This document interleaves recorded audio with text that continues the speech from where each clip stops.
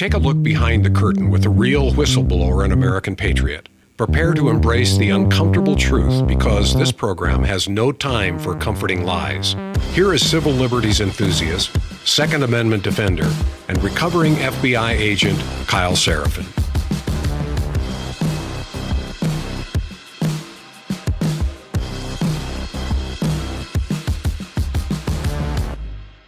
Well, hello, my friends. Welcome to the Kyle Seraphin Show for Tuesday, May the 19th. It is primary day in a number of Republican areas, and Tom Massie, the war for Kentucky 4, is the lead thought that I had as I woke up this morning. I just saw something in our chat that just streamed by as we were going live, and it was Seamless saying, daily reminder, there is no political solution.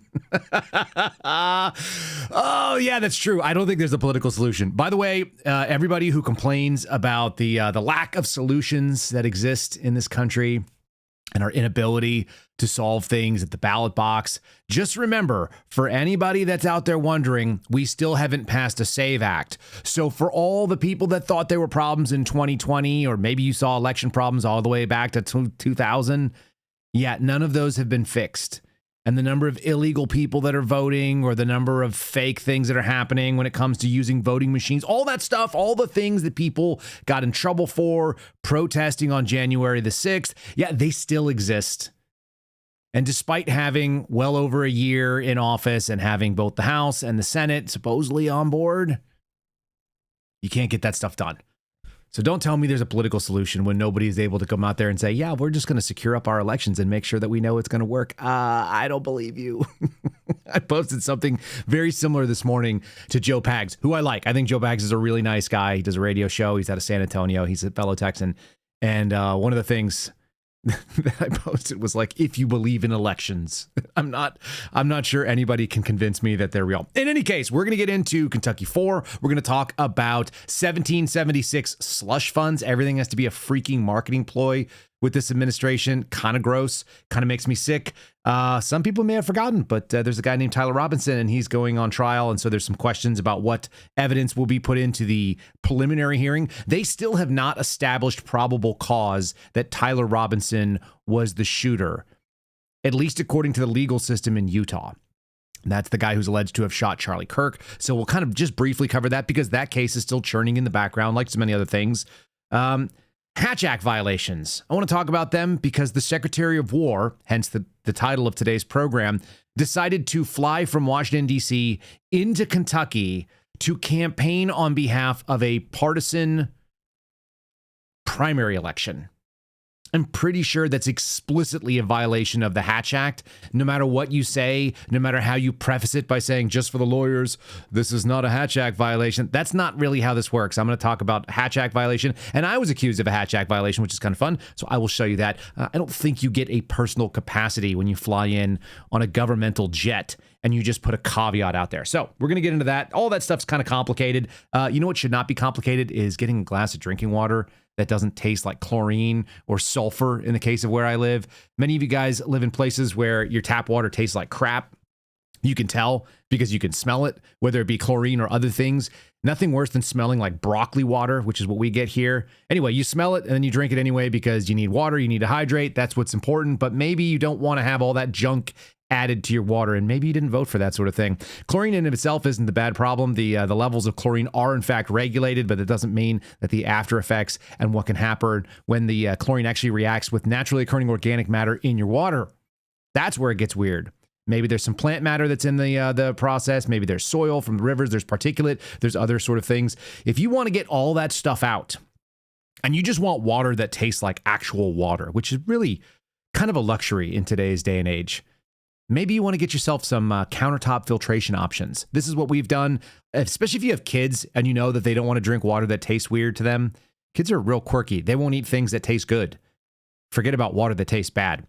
If you want to get something that will solve this problem and you don't want to do a bunch of plumbing and you want to just be able to plug it in and set it up one time and kind of fire and forget, and then it's push button convenience, check out my friends over at Cove Pure. This is the system we use up in the bathroom where the kids are at. My 5-year-old who wears a tracksuit likes to call it the water machine Dad, can I use the water machine? It's like, yeah, son, it's the water machine in your bathroom for a reason. You get to use it anytime you want. Push a button, fill up their water bottles. They can get cold water, which they all like to do before bedtime, and then it's warm when they drink it in the middle of the night. You can get hot water if you want to make a cup of tea while you're trying to simmer down. It's great because you don't have to do any plumbing or drill anything or like hook up any kind of pipes. You just fill it up. It's very easy to use. We actually filled up with the bathtub. I take the rear reservoir and I fill it up into the bathtub. It takes me about 4 seconds because I just blast water into it, fill it up because I know it's all getting filtered. Anyway, check them out. Save $250 off the sticker price. Covepure.com/KYLE, COVEPURE.com/Kyle. As usual, there is a link below in today's show notes. It's the first thing you'll see. This episode is brought to you by / sponsored by Cove Pure. So check them out. Save yourself $250. Do something real simple. It's such an easy option. We'll talk more about it more times. Everybody that gets one, by the way, you guys always tag me over on Locals. Sometimes people tag me on X and let me know that they really appreciate it. So that's cool. I like it. I like advertising for people that once you get it, you're happy you bought it. And I'm one of those people, and so will you be as well. All right, let's get into today's program. We'll start right now.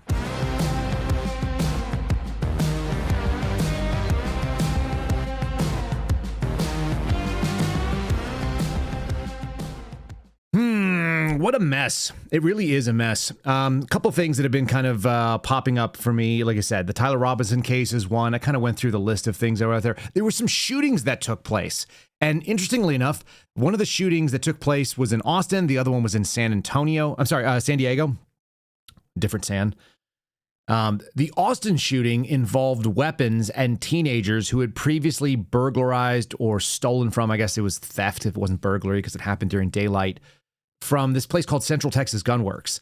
And Central Texas Gunworks is owned by a guy named Mike Cargill. You may be seeing him in some of your social media feeds. He's pictured wearing a red shirt for the gun store, and he's got a gun belt with a pistol on it. I think he's carrying like a 1911 and cowboy boots.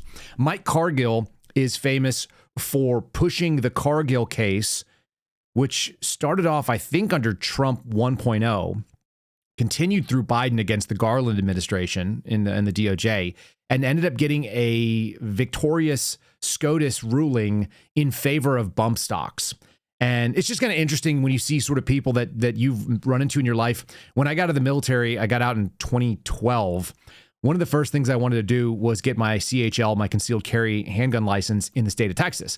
And it gives you some benefits. At that time, they didn't have constitutional carry, so there wasn't any other option. So I went and got my CHL, and the class that I took was at Central Texas Gunworks, and it was with Mike Cargill. He's the one who taught the class. He's a prior Army guy. I think he was an Army MP. He's a stocky man. He's a little bit maybe shorter than I am, but he's built like a freaking, like a BSHIT house. Just a solid human being. And he's very funny, and he's very personable, and he loves guns, and he loves teaching people about guns. And so anyway, Cargill is a name that you guys should know because Garland v. Cargill was the case that established something that I think is going to be forever in American gun law. It's kind of like knowing Dick Heller's name, who got the Heller decision out of DC, or knowing the name Bruin if you're talking about like the most current sort of Supreme Court rules that are in favor of people who love guns, and I'm obviously one of them. The Cargill rule established that the words of the law in 1934 that defined what a machine gun is were important. Guys, this is crazy stuff, but the words in the law that defined what a machine gun was are the words that actually defined what a machine gun is. Now, most people think that a machine gun or fully automatic, which is oftentimes sort of subbed in there, that a fully automatic weapon is the rate of fire. And what we found out, as was written in 1934, what we found out is that the rate of fire is irrelevant. It's the mechanism by which the weapon system fires. And so the bump stock system, which simply utilizes inertia and recoil to make a weapon fire more rapidly, and it's utilizing a thing called a bump technique. This is something people used to do in the 80s. You literally could do it with just I'm reaching down here and grabbing on my belt loop. You could do it with a belt loop and any semi-automatic weapon. You can do it with a 10-22. You can do it with rubber bands. People have done that before. There's all these different ways that people have bump fired weapons. And now this was a big deal after the shooting that took place in Las Vegas. But essentially, the Trump administration came out. Remember, Trump 1.0. They came out and gave us a ban on a tool that wasn't a machine gun and said, because it makes you shoot fast, it's a machine gun. Fast forward a little ways. I don't want to own a bump stock, and maybe you don't either, and I don't blame you. But what it did carve the way for is saying that one pull of the trigger equals one round fired, which was the definition of semi-automatic in 1934. That was upheld under Garland v. Cargill. And when that happened, it allowed all kinds of other little things, which are called like super safeties and forced reset triggers and assisted reset triggers. And this whole sort of like little industry has bloomed because of Mike Cargill's case. And I'm bringing all this up because Mike Cargill was all over my feed yesterday because someone stole a gun from his store and then used it in a shooting. And a couple of people were shot all around Austin. It was like 12 different shootings from these scumbag teenagers.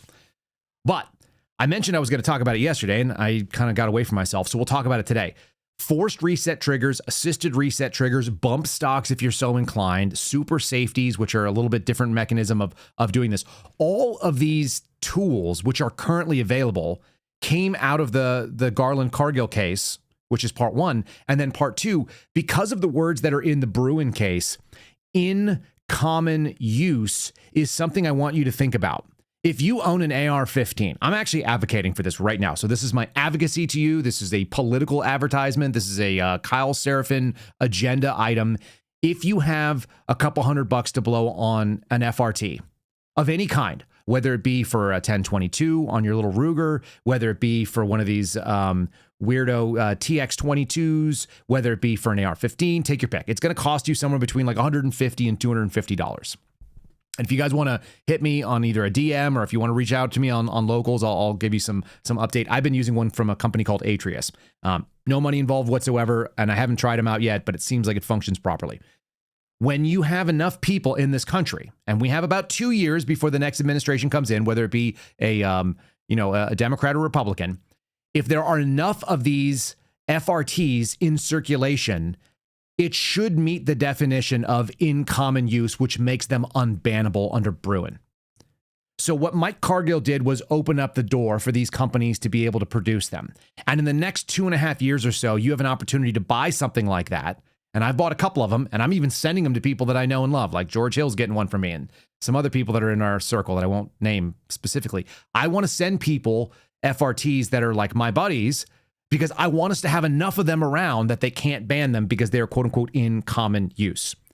That doesn't mean that you need to shoot at that rate of fire. In fact, most of us can't afford to like blast it. But I will tell you this, last Saturday, I went to the range and was doing some shooting, and off behind me to the right, here I am doing my little rimfire routine, and we're going through like bolt action. We're going through 22 revolver, 22 handgun, 22 rifles that are semi-automatic, et cetera, et cetera. And I'm working my way through so I can do the Tackleberry Project stuff where we're going to teach you about rimfire and how to like enter into the gun world if you've never shot a gun. And off behind me to the right, there's about 14 ranges at the range I go to. They're all individual persons. So I'm standing on like a 75-yard long, 30-yard wide range by myself. And I hear this, brrrr, somebody's ripping like a 9mm or a 10mm submachine gun sounding thing. And I was like, oh, that's pretty cool.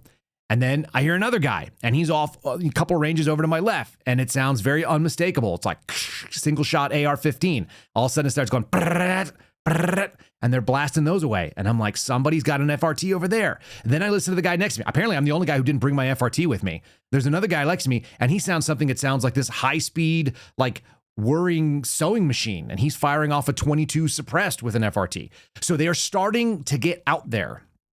There are starting to be people that are doing this. And anyway, Mike Cargill and the story of Mike Cargill popping up in the news reminded me that if you guys have not done so already and you have the money to do so, I would love it if you did, in so much as we need to make these things in common use. And even our chat is getting into it, talking about what you can and can't buy. It's trigger specific sometimes. So yes, the G-lever Atrius is what I bought with Geisley triggers, and I spent a bunch of money on triggers. Is that like, that should tell you everything about what the Tackleberry Project will be and why I'm so neurotic about launching it, because this is like my passion project, clearly.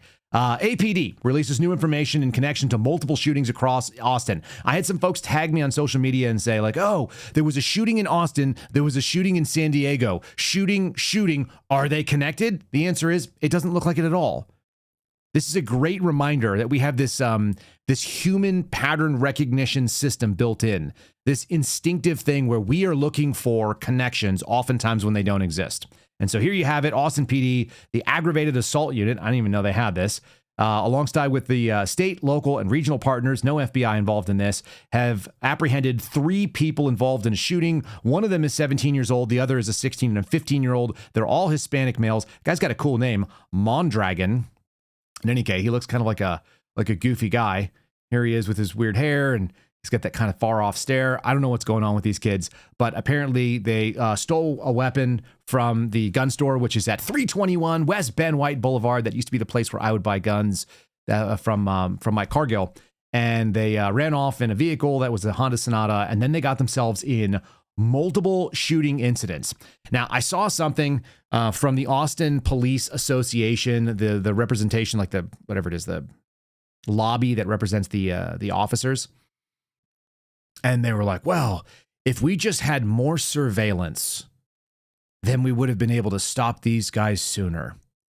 And it made me think, if we just had more armed citizens who were not victims, who didn't live in a place like Austin, Texas, where you would have to know that if you pulled the trigger in self-defense, there's a very high likelihood that the district attorneys would come and prosecute you for defending yourself, defending your community, and so on, then maybe something stupid like this, where a 17-year-old steals a firearm and then goes on a rampage around the city for 2 days, wouldn't take place.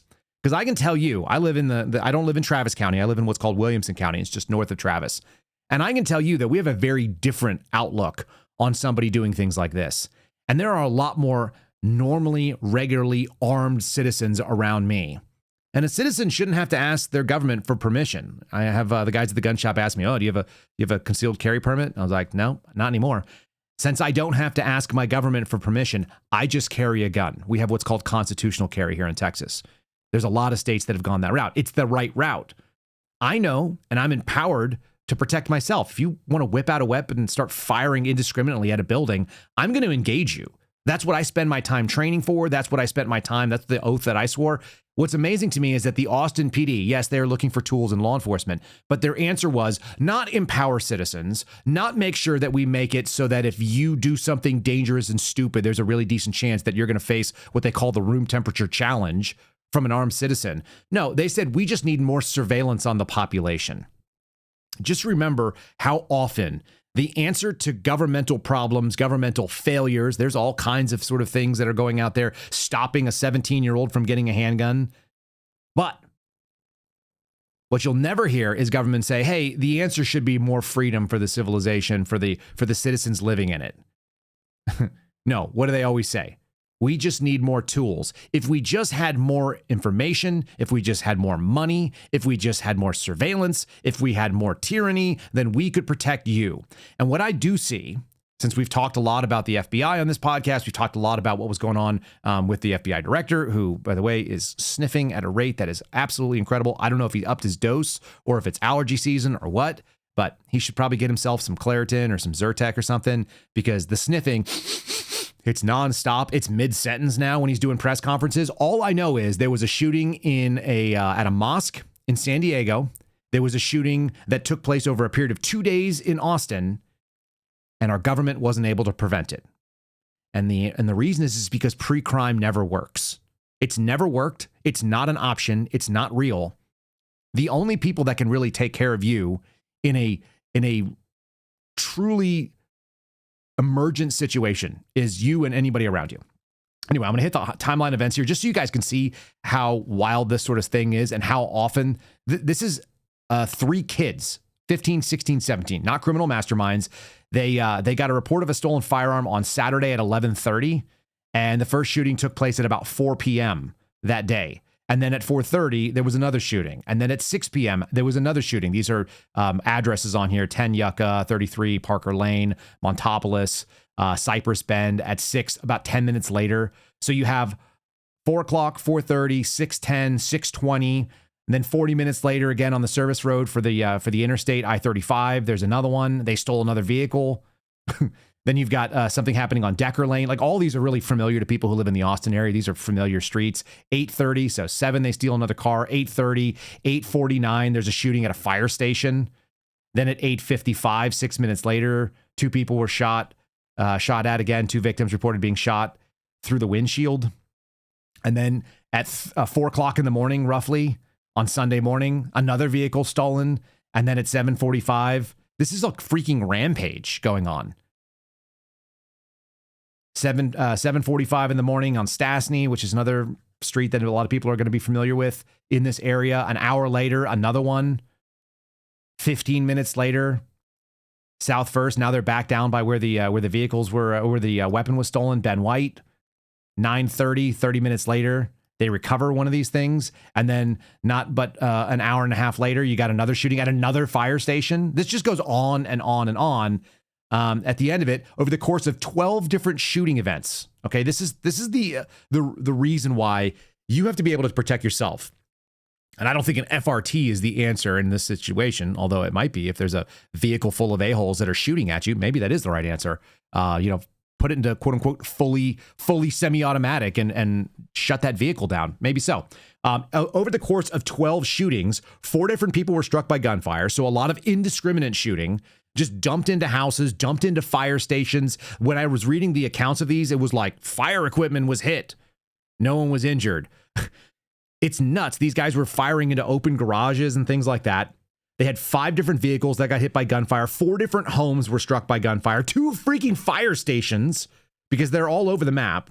3 fire department vehicles were shot. At least 5 different vehicles were stolen and 1 firearm. And they're just kids. And the answer is, if we just had more license plate readers, if we could just monitor you better in real time.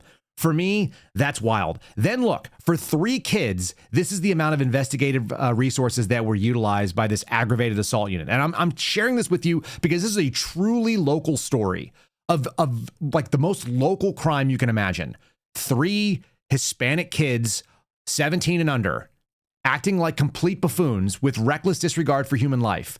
And this is what they drew out. They got air support, which means helicopters. They had canine units. There's your dogs. Metro Tactical Team, Tactical Intelligence Unit, the Violent Crimes Task Force. That's federal, most likely, unless there's just a state version of this. Patrol resources, SWAT teams, crime scene specialists, all over the place. Every one of these damn crime scenes. Austin Fire Department, the Austin Travis EMS system was activated. Texas Department of Public Safety, which is our state troopers. The Travis County Sheriff's Office, the Manor Police, the Austin ISD School Department, Police Department, Del Valley, which is this little weird fake city inside of a city of Austin, University PD from University of Texas, and BATF to be able to do tracking and find out where the guns came from. They're processing all of this stuff. And what's the end of the day? You've got a basically probably not charged as an adult 15-year-old and not charged as an adult 16-year-old and that goofy looking 17-year-old kid. This is kids wreaking havoc all over the area where I live. By the way, they don't screw with us because we're out here in the rural areas. And you know, if you live in Austin, that when you cross into Travis County and leave Travis County rather into Williamson, you're going to be dealing with a very different version, like real Texas, which is where people own guns and there's gun stores all over the place. And they're going to be back to be able to react. You're not going to have government save you. It just can't happen. It's worth knowing. While we're talking about it, we'll just punch over here. This is NBC News covering the deadly shooting that took place in San Diego. Completely unrelated. All that I know is there is no such thing as pre-crime. There is no amount of money or surveillance, or there's no amount of license plate readers or federal funding to the FBI, which is asking for $1 billion more this year. There's no amount of cash that you can infuse into government agencies to stop human nature when crappy people decide to do crappy things. The only thing that can happen is you can have people that know how to respond to it in real time. And if you happen to be one of those people that doesn't know how to respond to it, if you don't know how to shoot, if you don't know how to stop a bleed, if you don't know how to react when you start hearing shooting, what are the things you should do? If you've never thought that through, I would highly encourage you to do it. I spend probably an inappropriate amount of time when I'm at church. When my mind wanders to, if there was an emergency in this facility where I am sitting, where people are praying and worshiping, What is my next move? And that's the only big gathering of things that I ever do on any given week now that I work from home. I just don't spend a ton of time in groups of people. That's kind of on purpose. If you do spend time with people, whether you're going to schools, whether you're going to meetings where you have an open, maybe you work in a place where you have access to the public, retail, transportation, stuff like that. Have you not thought through what your actions will be if something violent happens? Guy with a gun, guy with a knife, multiple guys with a gun, multiple guys with a knife. What are your priorities of work? I can tell you what your priorities of work should not be. It should not be call the government, cower in place, and hope that something will happen that will save you. You should have a plan. And these little sort of one-off random things, all they should prove to you is that there's no amount of money, there's no amount of tyranny that you can tolerate that will allow the government to keep you safe from people who have sufficiently decided that they're going to go do violence. What do we know about the shooting?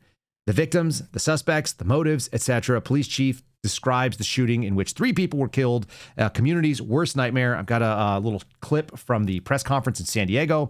So let me bring that up here. I'm actually kind of bringing all this stuff on the fly, if you will, this morning. I've got a ton of stuff that I was pulling down about the primary, which was like the number one thing. Here's the mosque shooting, kind of a little quick update. Here we go.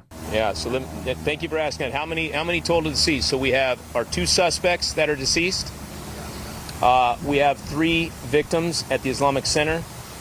All 3 are adults, for a total of 5 people that are deceased related to this incident. I wanted to confirm the Bola, the county-wide one that went out this morning. Is that where you connected to this? The dad that called 911 saying that his son stole his car and shotguns were missing.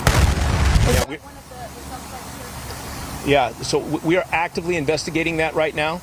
To figure out and piece together exactly what led to this moment. And as we get that information confirmed and verified, we'll be back out here providing more details. All right. We don't know the answer. We don't know what motivated them. We're not 100% sure what caused these people to do that. All of that tells you is this shooting caught them by surprise. And that's not surprising to anybody that's paying attention. Of course, they didn't know what was going on. So all the flock cameras, all of the AI-driven surveillance capabilities of the cities, could they stop anybody? They could not.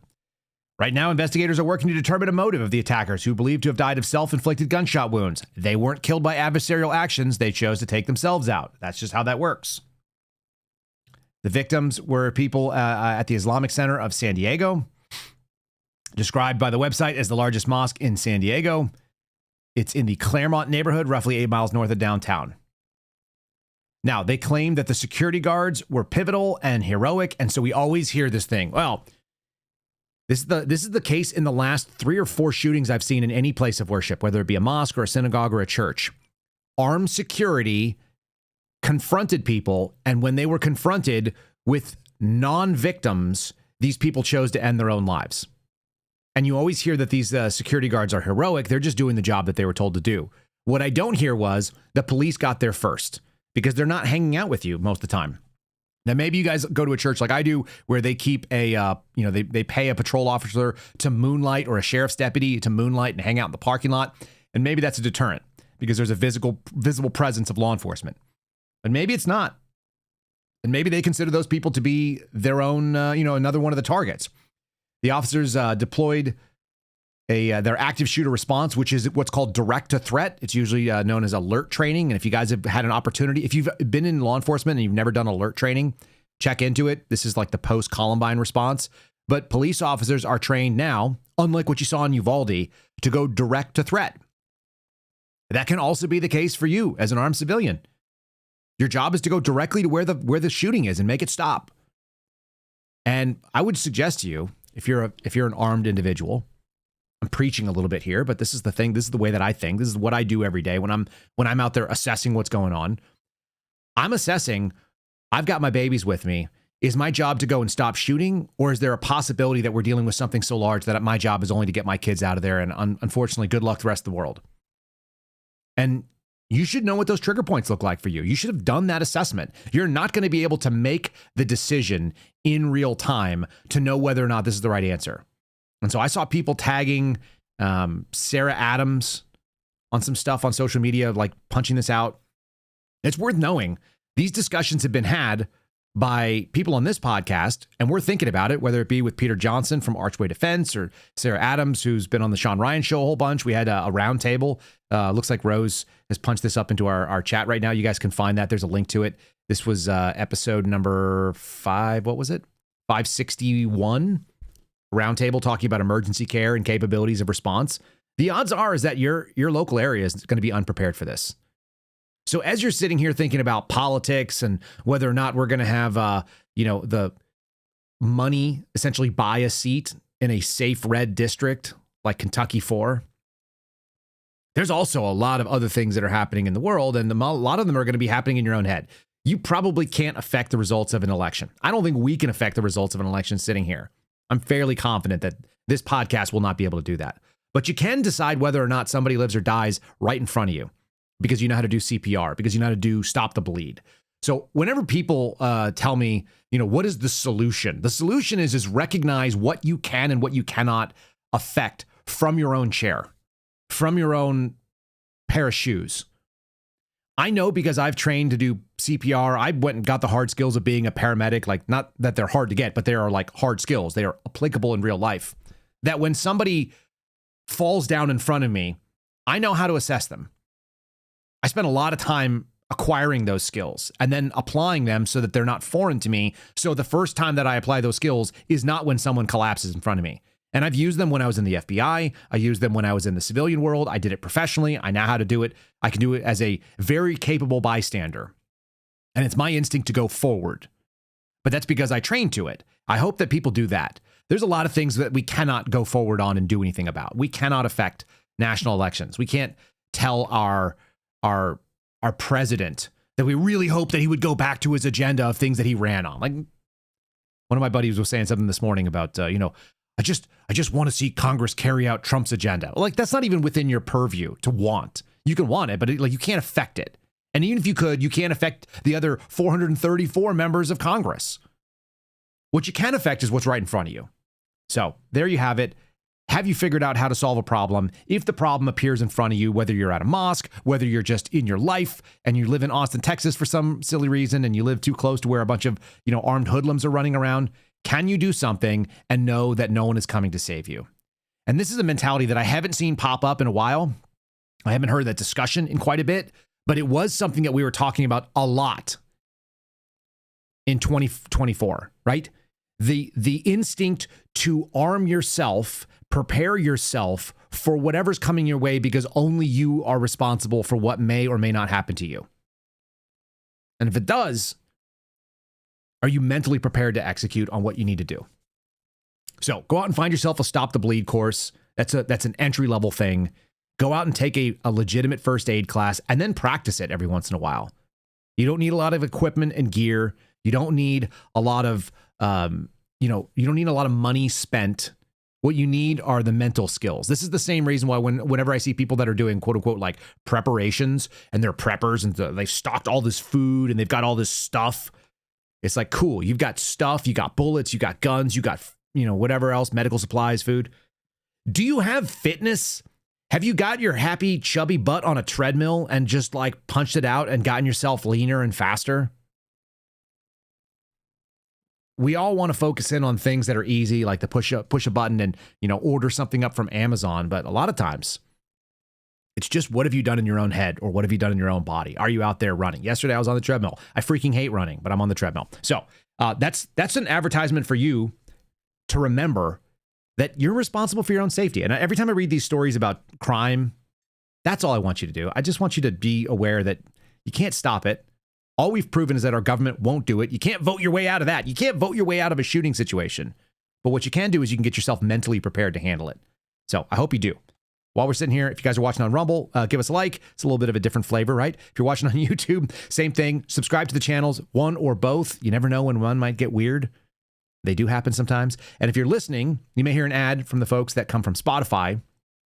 Spotify is our hosting platform. And not only do they give us audio, which you'll hear on Apple and on iTunes and iHeartRadio and everything else, but you can also watch it. So if you want to go to it, KyleSeraphinshow.com, very easy. Check them out. Check out the Spotify thing. I think that they're one of the better ways to consume the show. And you can leave a comment over there. So if you're on Spotify, leave me a comment and do me a favor, will you? Will you please reference what you're talking about? I see comments that I'm really interested in knowing what they say, but some of you guys say the funniest things. You'd be like, there's no way that's even true. It's like, there were 90 minutes of program yesterday, and you said there's no way that's even true. I have no idea what you're referencing. Can you give me context? Por favor. I'd really appreciate it. So let's do that. Let's talk about this real quick while we're talking about things that you can't affect. Do you remember how many people knew everything about what happened in the Charlie Kirk assassination, September 10th of last year? One of the things that I cannot help shaking is the timeline. And so we talked about COVID. We talked about the COVID whistleblower from the CIA the other day. This Tyler Robinson, this pending preliminary hearing. Right now, there's a fight over evidence about what can and can't come in. Just so you guys recognize, they charged this guy via information, Tyler Robinson. And it wasn't the feds, it's the locals, even though the FBI assisted with this case. But there's this weird FBI involvement. I'm not going to get into the theories of what the heck happened because I don't know. And I don't have access to the information. And neither do you, by the way. But let's just be really clear about what is going on. There is a hearing coming up. The defense is interested in restricting certain evidence and testimony that the feds would like to, or that the states that have been given it by the feds would like to present. And there's no, and so they're fighting over this. The preliminary hearing is something that's kind of like a little mini trial. And oftentimes stuff that may not be admissible in the trial is allowed into the preliminary hearing. So they're fighting over what goes on.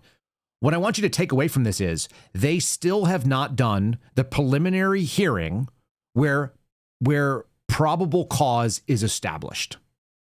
Now, we did this a long time ago. We went through this a while ago to try to bring it out again. But I'm interested in kind of rehashing that the normal process that you're familiar with if you watch anything in the federal law enforcement and a lot of stuff that goes on at the local and the state level for prosecutions. A crime will take place. Somebody will be arrested. They will take the information that they have that resulted in the arrest and the evidence they gathered to a grand jury. The grand jury sees one side of the evidence, and generally speaking, it has to be a good case, because if you bring a bad case with a bunch of exculpatory information that you don't show the grand jury, then you're going to get blown out in court, and you don't want that. So they bring a fair or reasonable case in front of a grand jury. The grand jury assesses whether or not there's what's called probable cause, which means that it's more likely than not that not only did a crime happen, but this person is likely the perpetrator of said crime. And then you get an indictment. They vote, and there's this thing called a true bill, which means they vote, yes, we do believe that there's probable cause to believe this. And then that person is indicted. This is the grand jury process. This is pretty common in what most people are used to seeing when it comes to criminal process. What's going on in Utah is a little different. And it's not unusual per se, but it's not common for people who are following stuff because you don't follow criminal cases in Utah very often. What they did is they brought forward what's called an information. And so Tyler Robinson, who's the one that's accused of killing Charlie Kirk, was held on an information, which is not an indictment. There's the two I's in constitutional law, and information just means they've presented that they have sworn and attested to a magistrate judge that there is in fact probable cause. But nobody's evaluated that yet. And by nobody, I mean a grand jury hasn't looked at it and a judge hasn't looked at it in the full sort of suite. So in this case, they're going to have a preliminary hearing to determine whether or not they even arrested the proper person in the murder of Charlie Kirk. And the fight is ongoing. Now, we're coming up on, we're in the middle of May, towards the end of May. And this happened in September. So the wheels of justice are turning very, very slowly. Usually you have like 30 days to present.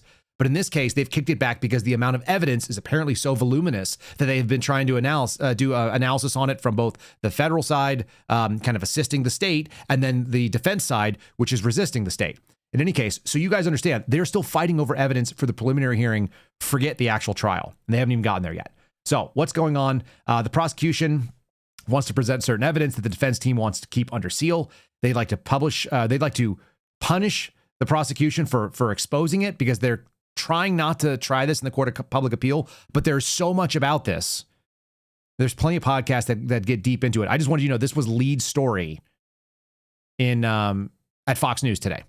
Okay. So Provo, Utah, Charlie Kirk's accused assassin Tyler Robinson returns to a Provo courthouse in a bid to hide evidence I don't like the way they said that. And testimony from the public, and also the prosecutors they'd like to have them sanctioned for speaking outside of the courtroom. The prosecutors have countered in filing, saying that they spoke to correct misinformation that went viral. Now, the viral information that you guys probably heard, if you're someone who casually consumes the news, is that the ATF was, quote, unable to identify the recovered bullet at the autopsy that was allegedly tied to Mr. Robinson. The Utah County attorney said the issue was that it misquoted the ATF finding. And the ATF blew it, by the way. They shouldn't have said it that way. What they should have said is that they should have used different words than unable to identify or exclude. They should have said that the findings were inconclusive. That would have been better. Inconclusive findings means that you couldn't say yes or no. No big deal. In this case, people just kind of chopped out a piece of it and say they were unable to identify the recovered. This says they were unable to identify or exclude the bullet as having been fired from the rifle. So essentially, the ATF analysis on ballistics doesn't help. It doesn't tie to the rifle, but it doesn't exclude the rifle. In any case, they're fighting over that right now. It's not clear in court filings which witness testimony or evidence exhibits the defense wants to keep hidden, but some of the exhibits that they plan to bring, they being the prosecutors, include records from the communication Discord app, text messages, written recorded statements, videos of the shooting, the so-called note, which Kash Patel talked about. I'm really interested in finding out whether or not the FBI actually blew this so aggressively in the early days because Kash Patel was trying to get his name out there. Remember, this is why this is so wild to me. So much of the stuff ends up being related to other stories because our administration is so unserious about the way they pursue things. They're all about PR. So if you'll remember, just before Charlie Kirk was assassinated, on this channel, and broadly speaking in the media, because I introduced it into the media, there was this ongoing discussion about whether or not people inside the FBI were the ones who had been involved in the raid on Mar-a-Lago, in the Arctic Frost case, and so on. And I was making the case publicly, and it was being picked up by a lot of places that were far bigger and had more reach than me. I'm told that people in the White House were reading it as well, that Kash Patel basically was flying around in a jet with a pilot named Chris Meyer, and the pilot was involved in those cases. And so he was flying around not even knowing who the FBI agents were that were involved in the private plane. My point at that point was, and this was back when Daniel Bongino was still in the deputy director seat, that these two clown shows of Patel and Bongino did not know who they were working for and with and who was running what. And so we were making that case, and then you had Charlie Kirk shot, and these guys decided that they were going to go out and try to make a big show of it and show that they were big man on campus. Remember, they showed up and toured the scene, and they gave all these press conferences talking about information that they shouldn't have been discussing publicly because it wasn't their case. And they're trying to update the public, and everyone's like, well, is it good about transparency? Well, it's bad if it affects the criminal prosecution. And the funny thing for me is that these guys were aggressively trying to show that they were competent in the Charlie Kirk assassination case, which was not their case. They were assisting. And they were doing so in a way that was actually detrimental to all of it. And so, if nothing else, somebody reminded me the other day that what I found and the way that I summarized the way that these guys have done their job, and this is not just Patel. This is not just Bongino. This is not just people inside DOJ, whether it be Bondi or, seeing how Blanche has handled some stuff or watching Pete Hegseth fly out to Kentucky. Somebody said, didn't you say something? And now I'm going to repeat it. And it's kind of a little bit, not appropriate for all ages. But they said, these guys keep stepping on their tiny dicks because of their huge clown shoes or something to that effect. If that is not the way that we look at all this stuff, I don't know how else to look at it. They cannot help but tripping over themselves with their stupid clown shoes on because every single time they try to cover up something stupid that was done, they do so in a way that causes more problems. And so I think that leads us pretty comfortably to the story of J6 and the Slush Fund, Pete Hegseth flying out and probably violating the Hatch Act, which is probably unconstitutional, but it's still a law. So I don't know how you deal with this. Watching people step on their own business, step on their own junk because they're wearing these stupid, foolish clown shoes it's a repeated theme I see. And it's really tough to watch. Here's an Axios story. Okay.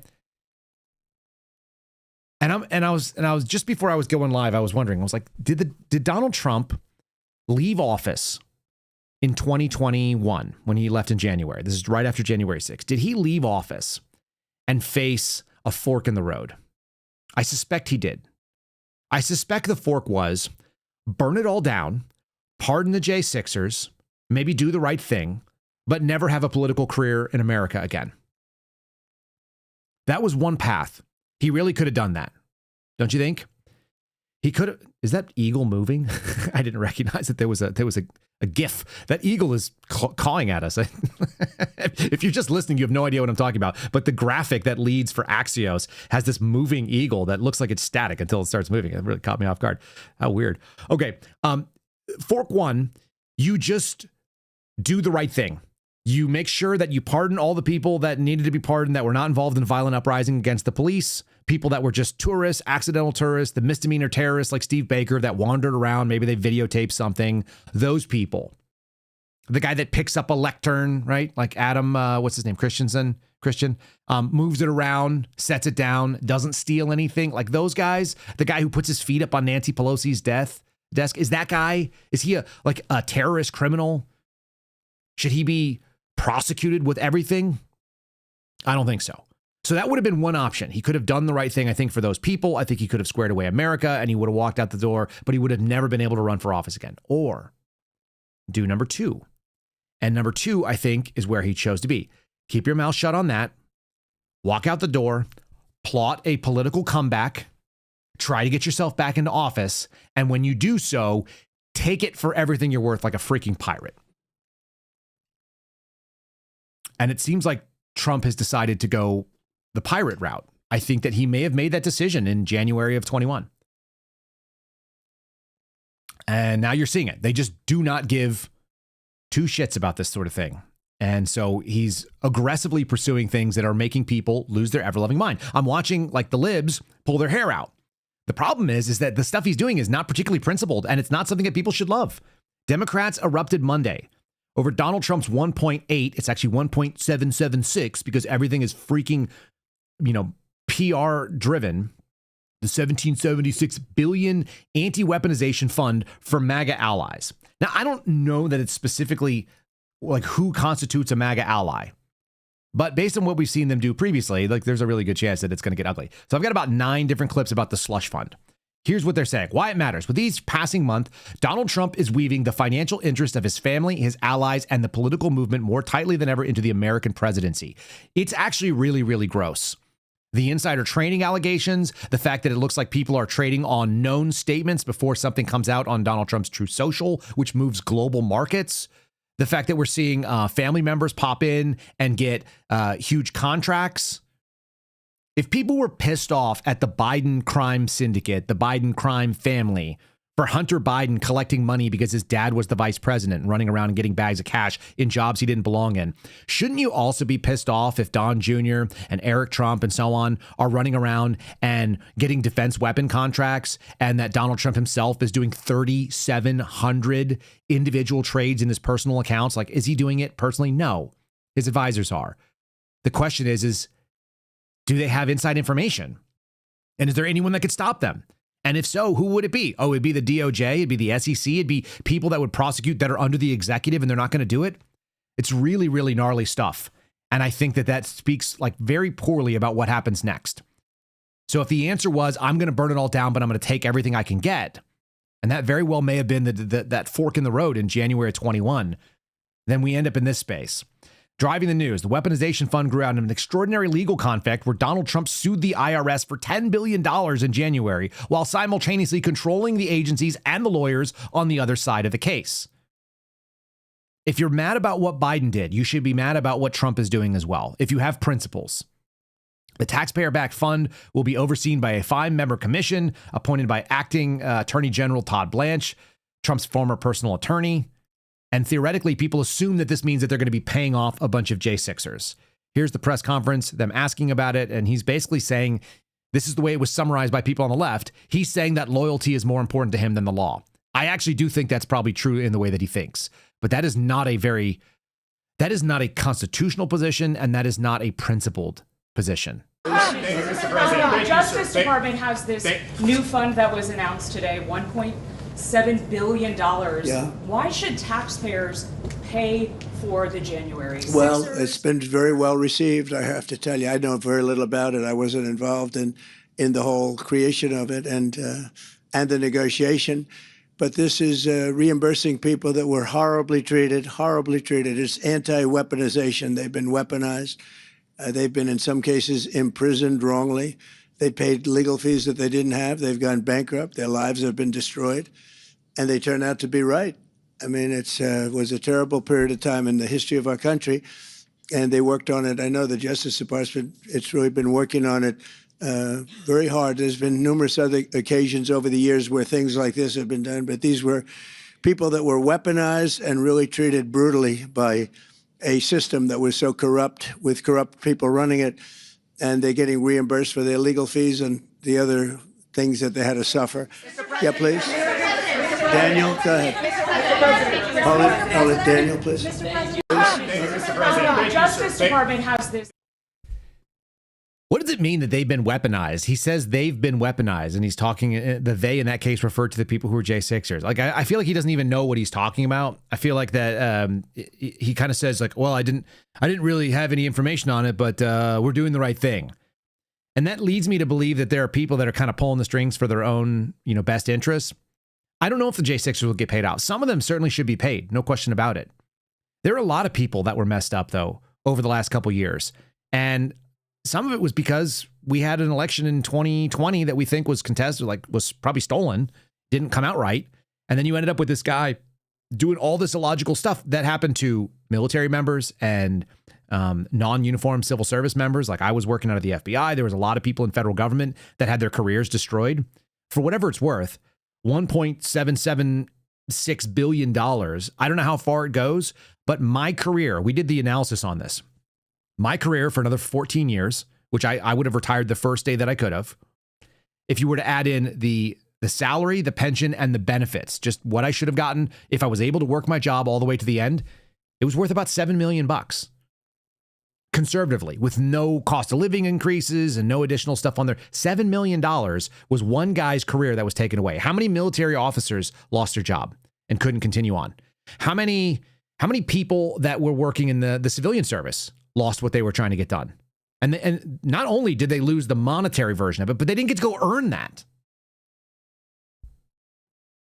They did something where they took a ton of money from a lot of people, and they'll never get that back. And they won't get the respect of being able to earn it the way that they intended to, which was through service. So not only did the person lose their job, but so did the taxpayers get taken from the very, very specific sort of like principled human being who would have done that service for the American government. It sucks. It's frustrating. I don't know if there's enough money in there to do that. And we're still seeing it fought left and right. You know who doesn't know about it? Janine Pirro. This is kind of funny because everybody in the Trump administration got asked questions, and then it was like, well, does anybody know what's going on? Who's making these decisions? Apparently not the U.S. attorney in the District of D.C., which prosecuted the J6 cases. As quickly as possible. And then, given the weaponization announcement today, I just want to see, do you think at all that any taxpayer money, the weaponization announcement from the anti-weaponization fund, do you think that taxpayer money going to other people who rioted in the city? I don't know anything about this. This is the settlement money through the. She's Trump asking over her IRS shoulder, like, what's going on? Yeah, I'm not involved in that. You always ask these out of my lane questions. What? Yeah, there's something funny about having TV hosts involved in positions where they should be. Like, that is not a very good answer. It's a reasonable thing to discuss. And the reason it's a reasonable thing to discuss is because people are trying to ask, hey, what's going on with this slush fund, this anti-weaponization slush fund? So that was a lead story. I knew that yesterday. We talked about it briefly yesterday. It was the story of the day for people that are on the political left, which is to say the majority of the mainstream media. They all wanted to ask about it. So you should at least know what they're talking about. This is CBS reporting, Jacob Rosen, when President Trump and the Justice Department settled the president's lawsuit against the Internal Revenue Service and the Treasury Department on Monday over leaking his tax returns. That was the $10 billion judgment he was looking for. Acting Attorney General Todd Blanche announced as part of the agreement the creation of a $1.7+ billion anti-weaponization fund, which he said would provide systematic process to hear and redress claims of others who suffered weaponization and lawfare. The fund's creation is the latest step that Mr. Trump has taken to engage in his plan of bringing quote-unquote retribution for his supporters after pardoning roughly 1,500 people who were convicted of crimes committed during the Capitol insurrection. The Capitol insurrection. So, of course, we already have like editorial bias going in here. The stripping of clearances from his perceived enemies and demanding Justice Department investigate them. Well, here's the funny thing. You're going to get fun little sound bites from people like Jim Comey, who feel like they are dealing with weaponized government. And guys, newsflash, Jim Comey is dealing with this in a weaponized way. They indicted him through that grand jury over freaking shells on a beach.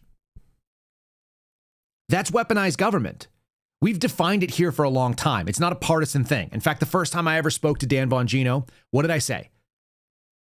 I said that I'm not an inherently political person. And that's true. Like many of your neighbors, I have ideas that fit on both sides of the aisle that sometimes agree with people that I don't like.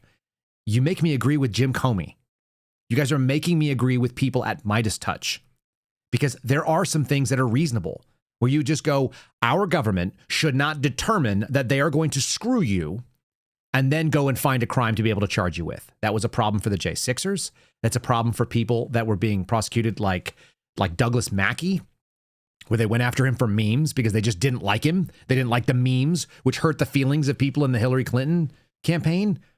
It's unacceptable that our government predetermines we're going to get you, and then they go get you.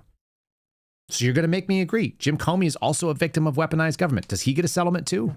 I want to start with your reaction to this DOJ announcement today. The department says it's creating a nearly $1.8 billion fund, taxpayer money, to compensate Trump allies who say they were unfairly targeted by the previous administration. What kind of precedent does this set? I've never heard of it, and I first thought it was an Onion piece when I read about it. I don't know how it will work and how it will be administered. Kiddingly want to know, do I get to apply? Do all victims of weaponization get to ask for attorney's fees? We'll have to see. Would you submit a claim? I might, maybe just to be humorous about the whole thing, but if it's for people who've been targeted for reasons other than the normal standards of the Department of Justice, I'm ready to get in line. He's actually correct in this. Do you guys know how gross it is to be able to make Jim Comey be sympathetic in that? By the way, does that man look like he is concerned that he's on the edge of cracking, that he's worried about spending time in prison over any of this? For sharing a picture of seashells? Does anyone think that? And assuming that that he comes out the other end of it and you end up with a Democrat regime, you think they're not going to turn around and do the same thing and pay off their people? We already know they'll pay off their people. They pay off the Lisa Pages and the Peter Strzok's. We've already seen people like Andy McCabe. They end up in good jobs. They end up getting huge GoFundMes that pay them hundreds of thousands of dollars in minutes. The answer was never see if we can take control of the system and use it for ourselves and our allies. That's the worst possible idea. The answer should have been, how do we break this machine? I thought that's what Donald Trump's whole point was. Coming in, being the guy who was a disruptor. He was a system disturber. He was going to come in there and just wreck stuff. Isn't that what people thought? Not turn around and see if he can just use it to profit for himself. You've made some people's heads cracked, and you're making me agree with people that I would otherwise not like to agree with. Here's the former pardon attorney from the DOJ. She's now working at Midas Touch, from what I could tell. Maybe it's just a Midas Touch video that was shared. In any case, she's out doing TikToks about it, and she's probably not wrong. Hey, everybody. I try to bring you the legal news calmly and factually, but today the news is so outrageous that calm is just not possible. Today we witnessed what I would call the greatest abuse of our legal system in history. It rises to the level of a criminal conspiracy between the president and the Justice Department. Let me explain. I'm Liz Oyer, the former pardon attorney for the Department of Justice. I told you last week about the sham lawsuit that Donald Trump filed against the IRS, seeking $10 billion in damages. The judge handling the case suspected the lawsuit was a farce, so she appointed a team of independent legal experts to evaluate the merits of the case. They all agreed that it's nonsense and it should be thrown out. But before the court could toss the case, Trump's lawyers moved to dismiss it voluntarily. Why? Because Trump reached a settlement agreement with the Justice Department, which he controls. By the way, this is kind of funny because she started off by saying that she was going to be completely outraged and she was going to be very emotional and there was no reason to be calm about this. And this is like one of the most calm TikTok videos. I had to boost the audio a whole bunch just to be able to hear it because she's just quietly talking about something that she's so outraged about. That's funny. Oh, where'd it go? We just made it go away. Hey, everybody. Appointed a team of Here, let me get there again. Here's what it does. It uses taxpayer money to create a nearly $1.8 billion slush fund for Trump's allies and supporters. They are calling it an anti-weaponization fund. According to Blanche, the purpose is to compensate victims of lawfare and weaponization. The fund will have the power to issue both formal apologies and monetary relief. The fund will have 5 members who are appointed by the Attorney General and can be removed by the President. These 5 people have total discretion to give this money, our money, to anyone they choose, with no oversight, no transparency, and no public input. I don't say this lightly. This is straight up criminal. By approving this settlement, the acting Attorney General has agreed at the President's request to dip into the U.S. Treasury where our tax dollars are held and give away our money to people who have no legal right to it. Okay, if that's criminal, then she probably was 100% behind Doge, right? And she didn't think that the American federal government should be handing out money to allies of Democrats that were sitting out there in all these different NGOs and doing things that were against the American interest, right? Does anyone believe that? See, the funny thing is if you make me agree with these people, and she's right, except where I just know that her consistency is not there. I hated the fact that we had a bunch of money that were going to NGOs. I don't even like government agencies. Forget the non-governmental agencies. I don't like our government existing at the level that it exists. I want smaller government. I want less of it all the time. If they were like, we're thinking about canceling, like, yes, I'm on board. You want to shut it down? I don't even know what it is. Shut it down. We'll figure it out. It turns out the amount of redundancy, the amount of inability to save us from imminent dangers all the time, it's basically not there. Who's the people that are going to stop a violent shooting teenage idiot that stole a gun? Is it going to be the federal government? No, it's not. Is it going to be the state police? No. Is it going to be the county sheriff? Maybe. Is it going to be the city police? Maybe. Is it going to be the security guard that just happens to be there at the same time? Yes, that's who's going to do it. So the answer should always be, shut it down. Yeah, let's figure it out. One of the things that people always get mad at Tom Massie about, because we're pivoting to this war over KY-4, which is a crazy thing to be having as a lead story in the news. The anger at Tom Massie is that he wants to defund parts of government and make it go away. Department of Education. Didn't Donald Trump say that he was shutting down? Didn't he have an executive order saying he was shutting down the Department of Education? Has that happened? No.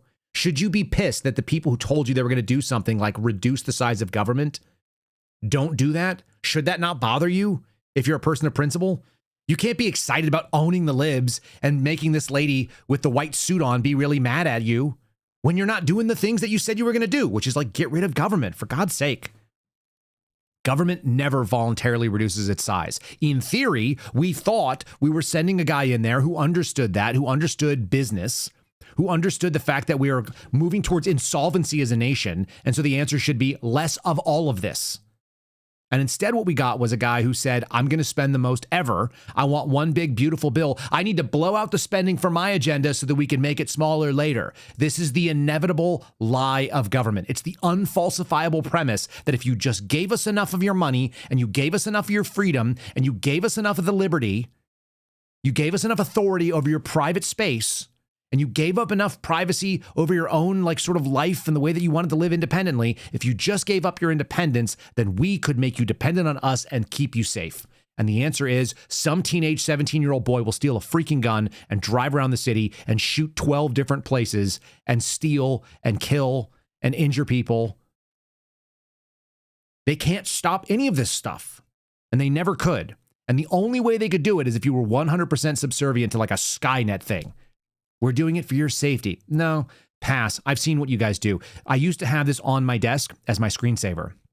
It said, government, if you think we have problems, you should see our solutions. Okay? That should be the mindset that you have. It's a demotivator. It's a funny poster from the early 2000s. It's also 100% correct. If you think government has problems, wait till you see how they solve them with more government. So a conservative, a libertarian type, an anti-federalist, take your pick of what you want to call yourself for labels. The answer should be, how do we have less of government? And it turns out the only people that are actually doing that, whether you like him or not, whether you think he's a good man or not, the type of positions that Tom Massie takes are those positions. And they are in the opposite of lockstep with the Trump administration. And they've decided to mobilize against the guy. They've gone to war. They literally sent the Secretary of War to campaign against a congressman in the freaking primary for a safe red seat, which is where we're going to go in just one second. All right. If you guys are watching and you have not liked the video already, I would appreciate it if you did. Leave me a comment below. Agree, disagree. Very specifically, tell me what it is that you got going on. You can do a timestamp if you're over on YouTube. That's cool. I think you can timestamp on Rumble as well. Leave a comment over on Spotify. You may hear an ad from them right now. If you're listening on the audio platforms and you do not have Spotify, I guess you can leave me a comment over on X. It's at Kyle Seraphin. Otherwise, find us KyleSeraphinShow.com. Let's talk about principles. Let's talk about, can you solve the problem with more of the problem? And tell me any time that you've ever thought that was going to work. You're like, you have a spending habit. You spend too much money. Maybe we should just give you more money and see if you spend it wiser when you have more of it. No. You're like, this guy has a drug problem. We should surround him with drugs and see if we can make him stop by showing him how bad they are by giving him all the drugs. No. The government is like an addict in that way. It does not know how to help itself. Its only purpose is to make more of itself, spend more of itself. The system is what it does, and the system begets more of itself. No one's ever been promoted in the government for shrinking the size of their governmental agency. No one. So everybody tries to grow it at every level. Local, state, federal, they all want more. At least if they're local, they're small enough that we can do something about it, potentially. What is the old moniker? You can't fight City Hall? Freaking, you can't fight City Hall? Then how on earth are you going to send some congressperson to go fight against Washington, D.C., which is not even near you? You're not. Here's the value proposition of a Tom Massie in Congress, for whatever it's worth. The proposition is as follows. He is a +1 in the category of people who count towards the Republican speaker seat. So he counts towards the majority in the House as a Republican. So you get that. And on the other side of it is, he's the only person that steps up on a regular basis and says, we should have less government as the answer. So he votes no almost all the time on fluffy garbage, because these people will parade out some bill. They're like, hey, we're going to fund ICE, but also we're going to implement this system that's going to kill switch your car, or we're going to have this surveillance program in your school where we do facial recognition of all your children, or some other horrifically bad idea that's dystopian. So it's kind of impressive that if you're a guy that basically gives you one good positive over here, this is the positive side. Sorry, this is my left hand. The left hand says you get one vote for speaker that is going to be a Republican speaker, and that's what people who want. And the other side of it is like less government. Those are both wins for me. But for the establishment, it's a win and a loss. But they seem fairly acceptable. Tom Massie's idea is like, do you really need the USDA to be able to decide whether or not you should be able to buy beef from your neighbor? The answer should be no. There are cows down the street from me. If I want to work out a deal with my neighbor who owns cows, who has like some steers in their front yard, which they do, and I want them to be able to take it to a local butcher who processes deer and then have that come to my house instead of going to the USDA, shouldn't that be a reasonable thing that we could all talk about? Do we need the Department of freaking Agriculture to go as an in-between? Shouldn't be. I would think shouldn't be. I don't think it's that hard. So let's see who they've mobilized in the Trump administration to come out against him. This one's going to be probably a little bit misshapen. This is Stephen Miller. We're now taking people who are appointed into political positions to do a partisan election. If you work in the government, in theory, you're not allowed to be part of a partisan election, period. Quick story.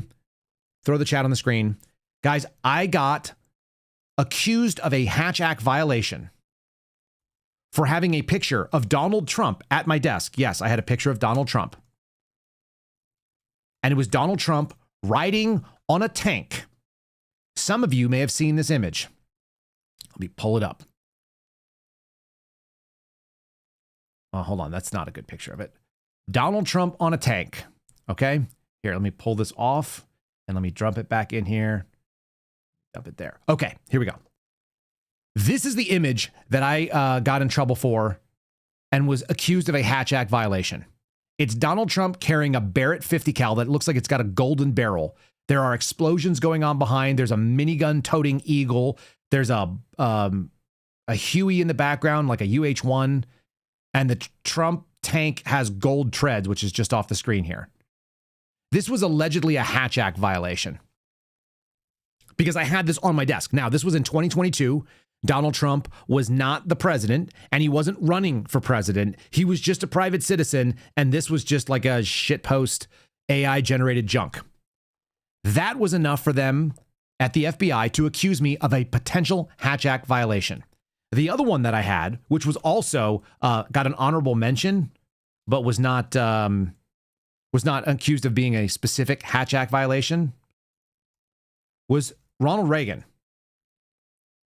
And it was Ronald Reagan riding on a velociraptor. Some of you guys may have seen this picture before, with a bazooka on his back or an RPG. And he's like shooting I don't know what this is, maybe an MP7. I thought it was Uzis the first time. I think I've seen it with Uzis before as well. He's riding on a dinosaur, and he's a Republican that's dead. And this was potentially a Hatch Act violation. Those were the potential Hatch Act violations. And then you have people like Stephen Miller going out and legitimately recording MAGA hat clad videos for a political office saying that Tom Massie is the worst. The Hatch Act is a requirement that you not engage in partisan election politics while you work for the federal government in the executive branch, which is what people do. Here's Steve Miller, totally not a Hatch Act violation. Stephen Miller here to talk with you about a very important subject, which is how Tom Massie betrayed America, betrayed you, and betrayed your children. What? The single most important issue affecting the future of our country is ending the mass third world invasion of America and reversing that invasion. And on the most important issue, on the most important vote, on the most important bill, on the most important day, Tom Massie sided with every House Democrat, every Senate Democrat, Hakeem Jeffries, Nancy Pelosi, and Chuck Schumer against President Trump, against the American people, and against you and your family. When the time came to vote for President Trump's signature border security and immigration enforcement bill, the bill to provide record funding for ICE and Border Patrol and mass deportation, Tom Massie voted no. Tom Massie voted to kill the bill. Tom Massie sided with the House and Senate Democrats over the sovereignty of this republic. Right, but why? This is the same conversation that I had with my boss when I worked in the bureau. I ended up going in and speaking to my boss, and he was like, look, your supervisor says that you're not a good agent. And I was like, oh, really? Okay. Well, I agree. And he was blown away. He was like, what? It's like, yeah, I agree. But the answer, the response to your question should not be, are you a good agent? The question should be, why are you not? You're of above average intelligence. You are of a highly motivated type of human being. Why aren't you good at this job? And the answer is because what we're doing, I think, is unconstitutional. And like, I don't understand how we can get away with doing it. That was my answer to my boss. It was my answer to my boss's boss. The reason why Massie wasn't on board with the wall funding, his objections had to do with private property rights, eminent domain for the border wall, which is private and individual people. There were questions about whether or not E-Verify was going to be a government repository that assumed that you were in the wrong. His stuff was all about individual liberty. His issues with it were individual liberty. So you can look out there and say, I disagree with a thing that we need, like spending money on a border wall is good, but we should also protect the private property rights of the people that live along the border. And aren't those people much more important? Like, we don't sacrifice the safety or the liberty of the few simply because it's more convenient. That's some Democrat crap. That's some, we're in a democracy. So shouldn't there be at least one voice that steps up and say, now the Democrats did it for a different reason. It's the same reason why the Democrats are cheering on Tom Massie in this primary. The Democrats would love to see Tom Massie win because it's a strike against Donald Trump's power. That's not the same thing. There can be different reasons where you get to the same answer. If people come up with the same answer and they get there by very different routes, they may have the same end if it's a binary choice, yes or no, but the reasons are important. And it turns out the reasons why a Massie, I think, is important is because we should have more people doing that. Now, that was one version. Let's go ahead and do another version. I don't know if that's a Hatch Act violation or not, but here we have Hegseth doing what I think is a pretty dangerous move. And there's a lot of people that see this as well. I watched Hatch Act violations trending all yesterday, so we'll see if we can see what he has to say. The games that are played inside the Beltway start looking pretty small. Now contrast that with what we've gotten from Tom Massie. At some point, being against everything becomes an excuse for accomplishing nothing. At some point, constant obstruction is not leadership, it's just commentary. It's obstruction. President Trump does not need more people in Washington who are trying to make a point, especially from his own party. Can we just agree that the job of a congressman is not to do what the president says and never has been and should have nothing to do with it? In fact, the entirety of our revolution is based on this idea, taxation with representation. The representation is meant to represent you, not what one guy says he's going to do, especially when he's not even doing that thing. Can we deal with that? He needs people willing to help him win, to vote with him when it matters the most. And too often, Thomas Massie has acted like his job is to stand apart from the movement that President Trump leads instead of strengthening it. When President Trump needs backup, Massie wants to debate process. When the movement needs unity, especially at the biggest moments, Massie's willing to vote with Democrats. When conservatives are fighting the most radical left in American history, too often Massie's instinct is to throw elbows at fellow Republicans instead of the people who are destroying our country or want to destroy our country. And there's one man standing in their way, and it's President Trump. That's a hell of a claim.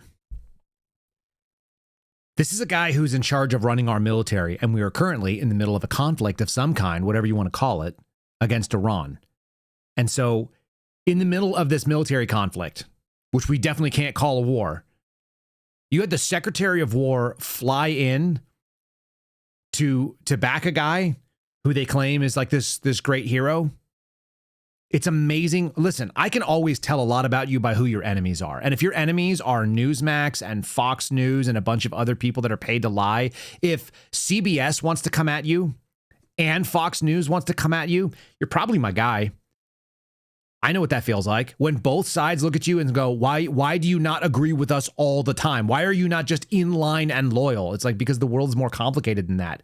And your simpleton, like simplistic, false binary is not something I'm willing to get into. I don't know how you go out there and do that. I don't know how you do what Pete Hegseth just did and not fall on the wrong side. They were mad. They being the FBI, the Office of Internal Affairs, the Office of Public Professional Responsibility, were upset and mentioned that I had a potential Hatch Act violation in a picture of Donald Trump carrying a 50 cal and riding on a tank when he wasn't even a candidate for partisan office.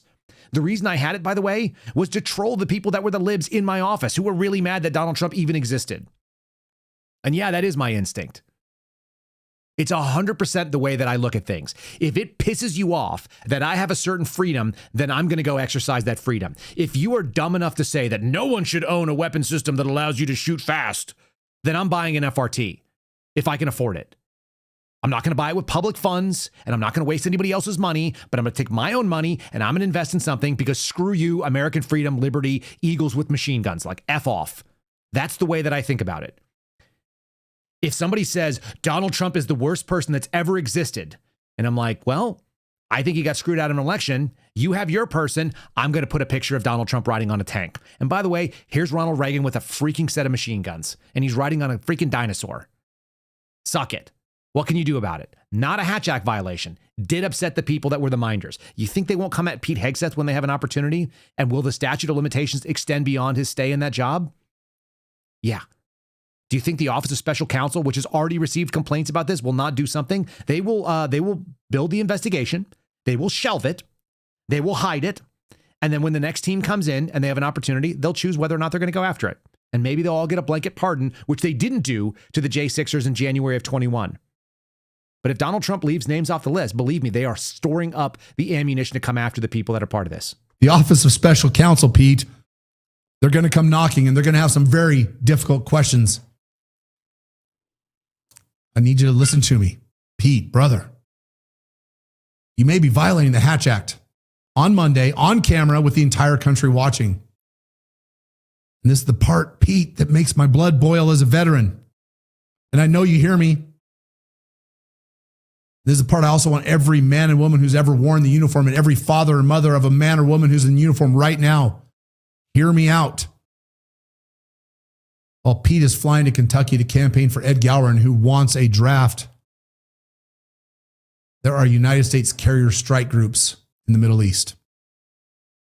Carrier Strike Group 10, which arrived in the CENTCOM area of responsibility on April 23rd. This is the largest American military buildup in the Middle East since the 2003 invasion of Iraq. There's 15,000 service members deployed under Project Freedom, which is Pete's own operation to reopen the Strait of Hormuz. There's over 10,000 additional U.S. personnel who are enforcing the naval blockade of Iran that this administration imposed on April 13th. The 82nd Airborne is in the region. 2,500 Marines were redirected from the Pacific. There's F-35s and F-22s and F-15s and ballistic missile defense destroyers and AH-64 Apache gunships, A-10 Thunderbolts, MV-22 Ospreys. Every major component of the United States military is in or around Iran right now. There are 20 states whose National Guard troops have been forced into federal service and are now in the region participating in this undeclared war against Iran.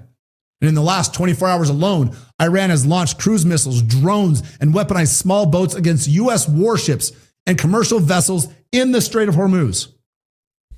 And what is our Secretary of War doing? He's flying out to participate in a primary of a safe red seat where a named Republican is running against another Republican that our president has said is the worst congressman in the history of America.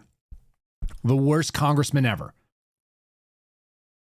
Republican Tom Massie is pitted against Trump-backed opponent in the most expensive House primary in history. The race has seen more than $32.6 million spent, according to Ad Impact. This is ABC News reporting it. Kentucky is home. Kentucky is home to the most expensive primary race in history. And Tom Massie is the guy that has been declared to be the enemy of the Republic and of the GOP and of the MAGA people. How many conservative independents that sit in the kind of category of me looked at this and went, screw freaking you. You spent that much money. You ran up an incredible amount of dollars against a guy who was still a +1 for your vote for speaker, and you're going to lose what purple districts? What red seats are going to flip in November? And you could have spent that $20 million somewhere else. Instead, you mobilized Stephen Miller and the Secretary of War. You're declaring war in Kentucky 4 to try to unseat a guy that is technically still on your team and is not actually subverting what you're doing. He's just a bummer for you because he's holding on to principles of small government, which is a thing that the Trump administration doesn't like doing because Donald Trump is a 90s Democrat. Isn't that not insane to you? Here's your president doing his thing to weigh in against somebody who basically says, I agree with what you promised. I don't agree with the way that you're doing it. And by the way, I represent my constituents and I don't have to agree with you. It's not my job. I hope you're going to put him out of business tomorrow. I'm in the Oval Office and we're in a fight against the worst congressman in the history of our country. His name is Thomas Massie. He's from Kentucky. I hope you're going to put him out of business tomorrow. He is so bad. Got an election coming up. He's running against a great guy, a great patriot, Ed Gallrein. He's fantastic. But forget that. Massie's the worst. Sorry. I hope you're going to put him out of business tomorrow. I had to play it again. This time I want you to hear. Pete Hegseth called him Ed Gallrein. And Trump just called him Gallrein. Nobody even knows this guy's freaking name. It's Gallrein. Gallrein. Gallrein. Not Gilrain and not Gallrein. But the people that are out there trying to promote this dude don't even know his freaking name, to include the president of the United States. When Donald Trump said he needed a warm body to run against it, they're just looking for a placeholder. And they thought what they could do is they could replace a guy who stands on principle, and they want to replace him with a shit ton of money spent by people who are not interested in America. How crazy is that to you? I'll finish hearing his statement, all 30 seconds. I'm in the Oval Office, and we're in a fight against the worst congressman in the history of our country. The worst congressman in the history of our country. Just so ahead that we're all on the same page, that's what this man just said. His name is Thomas Massie. He's from Kentucky. I hope you're going to put him out of business tomorrow. He is so bad. Got an election coming up. He's running again. He's so bad. No details, no specifics. It really hurts my feelings so much. A great guy, a great patriot. Ed Gallrein. He's Ed Gallrein, spelled G-A-L-L, G-A, yeah, got it. Are we on the same page here, people? Fantastic. I don't even know him. Massie's the worst congressman in the history of our country. So good versus Always so bad. Voting So against easy. Republicans and good values. So get rid of Thomas Massie. You gotta be fucking kidding me. Excuse my language on this. What are we even talking about here? What sort of like retard maxing is going on at this point? We're just saying things. We have nothing to back it up. Just absolutely making a mess. Here's CBS talking about how much money was spent. I want you to consider how much money $32.6 million is. And the crazy thing is that people kicked in from a bunch of grassroots organizations, a bunch of small, like I gave my Twitter benefits. I threw $425 in. I've donated to 2 politicians ever. One was Gary Johnson, who I think would have been a better president, by the way, in 2016. That was one person I gave money to. That was it until a couple of weeks ago. And during one of Massie's fundraisers, I threw in the money that I got from Twitter. $425, which is a lot of money. Like, that's a pistol. That's a lot of ammo. Crazy. There have been more than $32 million spent on a primary in this congressional district, which is now the most expensive House primary ever in the United States. Is it worth it? You'd have to ask Miriam Adelson on May 20th if it was worth it. Because, you know, they tried to buy my vote for 14 years and it was never for sale. Now they're trying to buy a seat here in Kentucky. I think they underestimated the reserve price of my constituents. They waded into this. They thought they could buy this seat with a couple million. That didn't work. And now they're throwing good money after bad. The thing that surprised me is how much money we've been able to raise. I don't have 3 billionaires who want to just throw their money away. I've got the grassroots, tens of thousands of donations. Average donation for me is about $80. And we've been able to go toe to toe. A lot of that 32 million is coming from our side, but it's coming from regular working Americans. When you say that they spent money to try to buy the seat, who are you talking about specifically? I'm talking about the Israeli lobby, AIPAC, Republican Jewish Coalition, Miriam Adelson, Paul Singer, and John Paulson.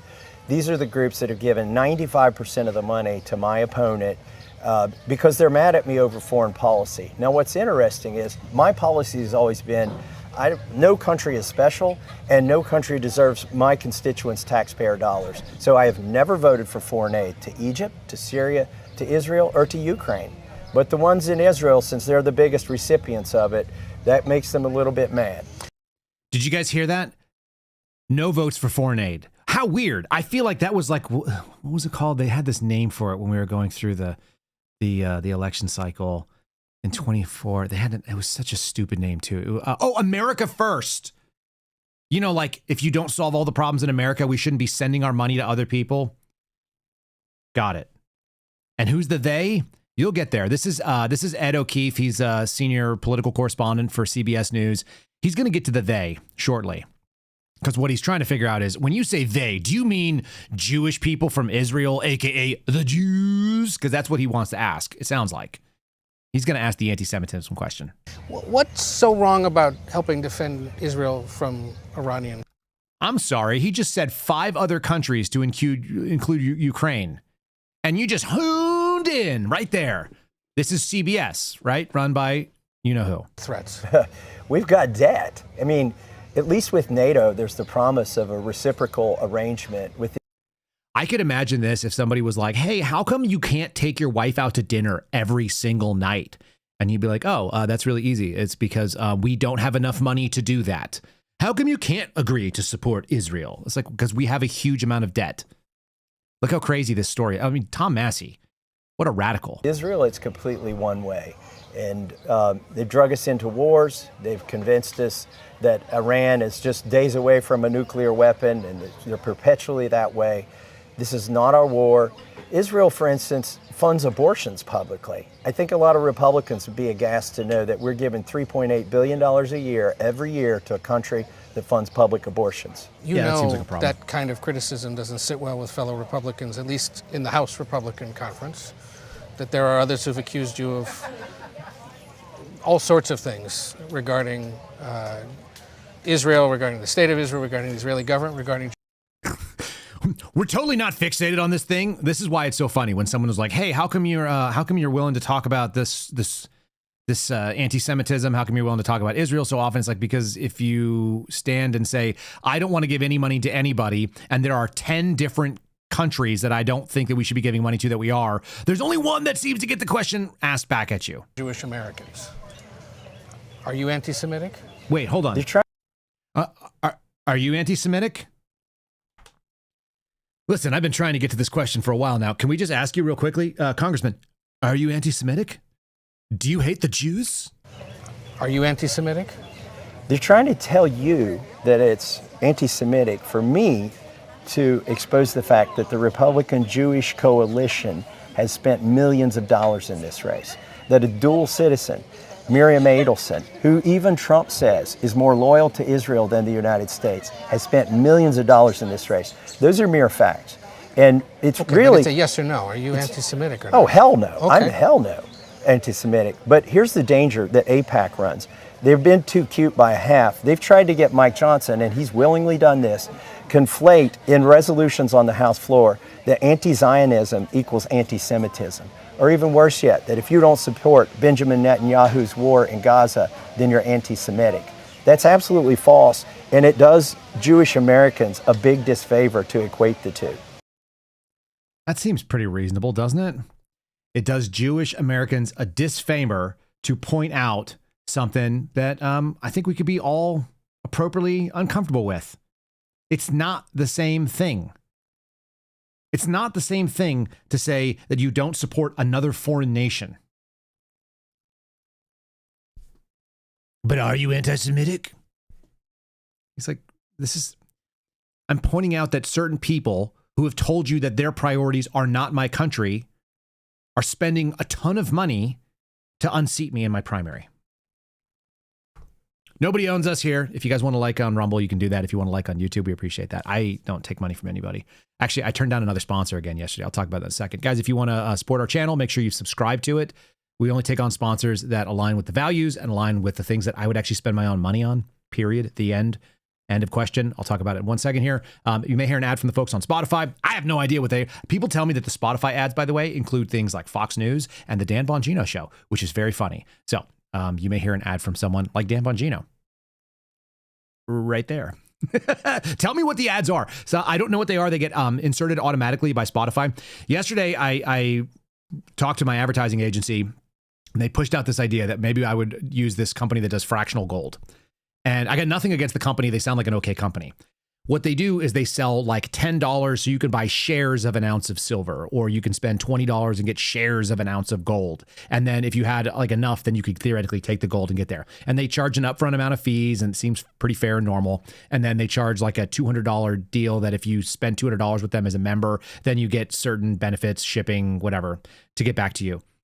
But like my theory was, when it comes to physical metal, kind of like I wouldn't want to buy shares of a box of ammo. Like it needs to be at my house if it's going to be of value to me. Like I have silver, it's stacked up in my closet. I have gold, same story. I'm not buying fractionals of anything. And if you can't afford like $80 to buy like an ounce of silver, whatever it may cost you, then probably you shouldn't own silver. I don't know. You should probably save your money because $10 worth of silver makes no sense. So anyway, they wanted to advertise with us. I'm really upfront about what I charge. It's $200 to do an advertisement with us. I don't know if they would have gotten their money's worth And I don't know that I can advertise for something that I wouldn't spend my own money on. I would never buy a fractional share of gold or silver. So just to be totally fair, I was like, I don't think I can do that. Is there something that I'm missing?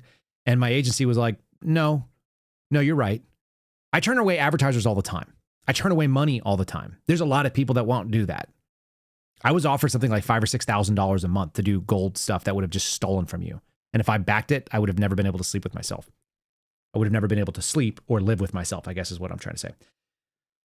Not everybody's like that. I think Tom Massie is. He's got FU money when it comes down to it. And he says FU. If you guys have seen any of the social media stuff, he's got a beautiful home. He built it with his own hands. He's got his own cows. He's got his own guns. He's got he does cool stuff. He's a cool dude. He may not be the same morality as me. I think I've had a conversation with him about margaritas. I was like, I don't drink anymore on purpose. And he was like, I need to drink margaritas because working in Washington, D.C. is insane. It's like, okay, I get it. Everyone makes their own choices. I'm not telling anyone what to do. Just saying. Can we just put it out there what those things are? Here's the other problem. He's out there and told you that he has a problem with Jewish billionaires giving money to try to support Israel with his seat in Kentucky, KY-4. Fox News apparently was incensed by that too. So we already know CBS wanted to jam him up and say, are you anti-Semitic? CBS clearly leans left. That's what they do. So what happens if you piss off CBS and then also you piss off Newsmax and Fox News? What does that tell you? Here is what I would call almost in-kind donations. They did not interview Tom Massie on these things. They put out to the boomer audiences that still watch Fox News and still watch Newsmax. If you're a boomer, you don't have to get mad. That's just who watches. Overwhelmingly, cable news is paid for by people that are significantly older than me. They're in my parents' age bracket. So this is what they're advertising to. Let's do a couple of clips of totally fair and balanced coverage. Here we go. I would disagree with your premise that he's well-liked. No, he is not. He is not well-liked. That's why they call him misrepresented. He's gotten away with the top cover of the mainstream media, like the New York Times, that came all the way to Kentucky and didn't even talk to me. Then they ran a flowery article, and he's had top cover of the media, both local and national, for years. No, he's not well-liked. Again, look at where his money's come from. I stand for the folks here, and that symbology behind me is about servant leadership. That's what I'm going to give the folks of this district. That's what they deserve. That symbology? God, I wish I had the freaking line from Boondock Saints. We brought up Boondock Saints the other day. Symbology? Symbology? Willem Dafoe. That word you're looking for is symbolism. What is the symbolism of the things behind me? No, what I saw behind you was a crowded background full of war medals and some sort of like iconography and like a Donald Trump shrine. You're so well liked that they have to astroturf you on Newsmax. Okay. Sure, bro. Let me choke down my vomit. Here we go. Let's do another one. This one is Laura. Laura, who sold out. Laura, who is smarter than this. One other thing I want to add. He has shipped in a bunch of out-of-state, no-name, so-called Republican rhino congressmen because not one of the Kentucky congressional delegation will stand near him because he's kryptonite. You literally had the president of the United States say that he's the worst congressman in history when it's not even close. That should tell you something. He can get nothing done. By the way, no-name congressmen are all congressmen. You're a congressional candidate, bro. For the Commonwealth. You don't see Hal Rogers, Brett Guthrie, Jamie Comer, or, oh, by the way, Andy Barr's endorsement. Nobody. But he's shipped in some out-of-staters. He is desperate. But his dishonesty is the only thing that exceeds that. The thing that really blows my mind too is I started doing this weird deep dive into Laura Ingraham. It's not even a deep dive. Let me say, I did a superficial dive into Laura Ingraham because I was kind of curious. I'm like, hey, why do I keep seeing Laura Ingraham do things that are really sketchy? And then I realized there's a huge amount of similarity between Laura Ingraham and Madonna. They're both women who are not married, who have multiple children that were all adopted overseas. They both have injected so much shit into their face that they are no longer classified as humans. They are human cosmetic hybrids at this point, right? They're not conservative, as far as I can tell. There's nothing conservative about that. They both are nominally Catholic, even though they believe in divorce and apparently are doing all kinds of other weird things. Like, what is that about? She was dating Dinesh D'Souza, she being Laura Ingraham at one point. Wikipedia says she dated George Conway, who was married to Kellyanne Conway. Like, who are these people feeding you this propaganda garbage? Even if they're smart people, then you look into them and you're like, really? Seriously? You've adopted 3 children from all overseas? You're a single mom in your 50s that adopted? What's wrong with you? Like, what is conservative about that? You were born and raised Baptist or you're Catholic, and now you just have now you're an aging single mom of adopted children from overseas? Like, yucky. That's real gross to me. Oh, and you have no principles and you're willing to just do whatever it is for fame? A lot like Madonna. She's the Madonna of Fox News. Let's do a little bit more of this stuff. Massie's raising a lot of money. He's raised twice as much as you have. Do you believe it's a difference of opinion? This is Fox News legitimately saying that Massie has raised more money than you, when in fact the money differential is something like 20 and change million dollars, and Massie's in the 15 range. So this is a factually false statement. With regard to policy, or is it a difference with the president? Hold on, we're going to pause on this graphic right now. Kentucky fundraising, District 4 House primary, Massie campaign $5.8 million, Gallrein $2.6 million, most expensive primary in history, and they lied about the numbers. This infographic is factually inaccurate. It's amazing to me. I literally got a text message from Massie saying that they spent over $20 million. His campaign, the other campaign did, and his was at 15. It's a difference that he's been supported by a liberal elites. Look where that money's coming from. I've challenged the local papers. There's a Pulitzer Prize waiting for them of where he's getting his money. It is not coming from Kentucky. It is not coming from conservatives. They do not want Ed Gallrein, a conservative Republican, in Congress with these lapel pins and that symbology you see behind me. They want him because he is a co-conspirator with the radical Democrats. Did he just say his name was Ed Gallrein? I'm down with that. His name is Ed Gallrein, a.k.a. Ed Gallrein. Which one is it there, Ed? Nobody even, I'm not even sure if he knows his own name, apparently. But the president sure as hell doesn't know his name. How do I know? Here it is. I hope you're going to put him out of business tomorrow. I'm in the Oval Office, and we're in a fight against the worst congressman in the history of our country. His name is Thomas Massie. He's from Kentucky. I hope you're going to put him out of business tomorrow. He is so bad. Got an election coming up. He's running against a great guy, a great patriot, Ed Gallrein. He's fantastic.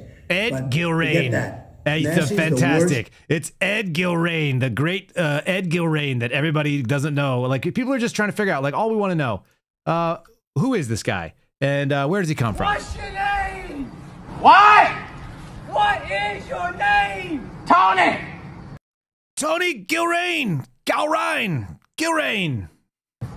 Fuck you, Tony!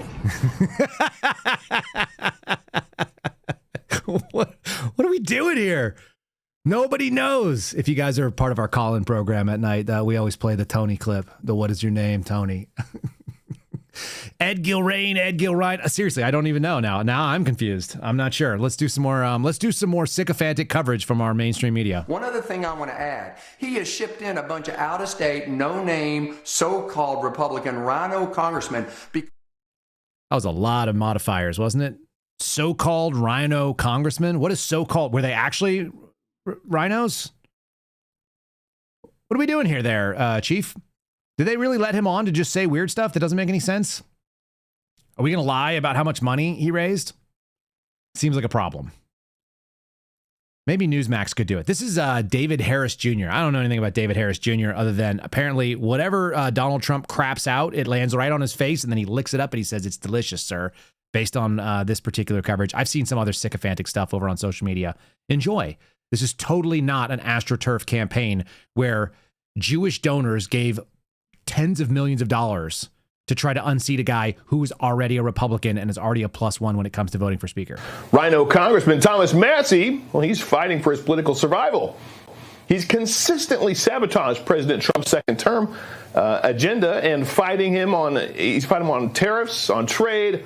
Massie even tried to strip the president of the power needed to ensure Iran never obtained nuclear weapons. Boomers, you hear that? Thomas Massie is in favor of Iranian nuclear weapons. Why are we going to war with Iran? We owe our military service members a clear mission. And American families in my district want to know, How's this is going to help them pay for groceries? Well, Massie sounds more like a Democrat there than a Republican. And President Trump, well, he's had enough. He personally helped pick Massie's potential replacement. Ed Gallrein is a retired Navy SEAL and a fifth-generation farmer. By this time tomorrow night, we'll have a better idea on whether Gallrein will become the latest candidate to be propelled to victory thanks to President Trump's endorsement. The United States conducted this operation with a very clear goal in mind. I haven't got a chance to see a lot of reporting. I don't understand what the confusion is. Let me explain it to you, and I'll. This is May 7th. This is a press conference here where you've got Marco Rubio explaining the clear goal that we deserve, since Tom Massie was asking for a clear goal and why we were going into war in Iran. Do it once again as clearly as possible. Perhaps you'll report it that way. The United States is conducting an operation to eliminate the threat of Iran's short-range ballistic missiles and the threat posed by their Navy, particularly to naval assets. That is what it is focused on doing right now, and it's doing quite successfully. I'll leave it to the Pentagon and the Department of War to discuss the tactics behind that and the progress that's being made. That is the clear objective of this mission. The second question that's been asked is, why now? Well, there's two reasons why now.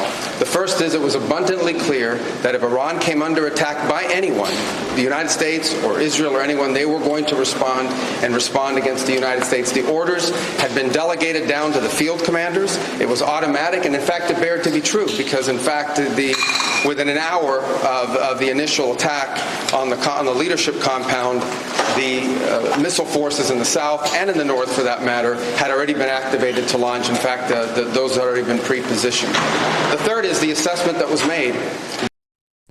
Here we go. That if we stood and waited for that attack to come first before we hit them, we would suffer much higher casualties. And so the president made the very wise decision.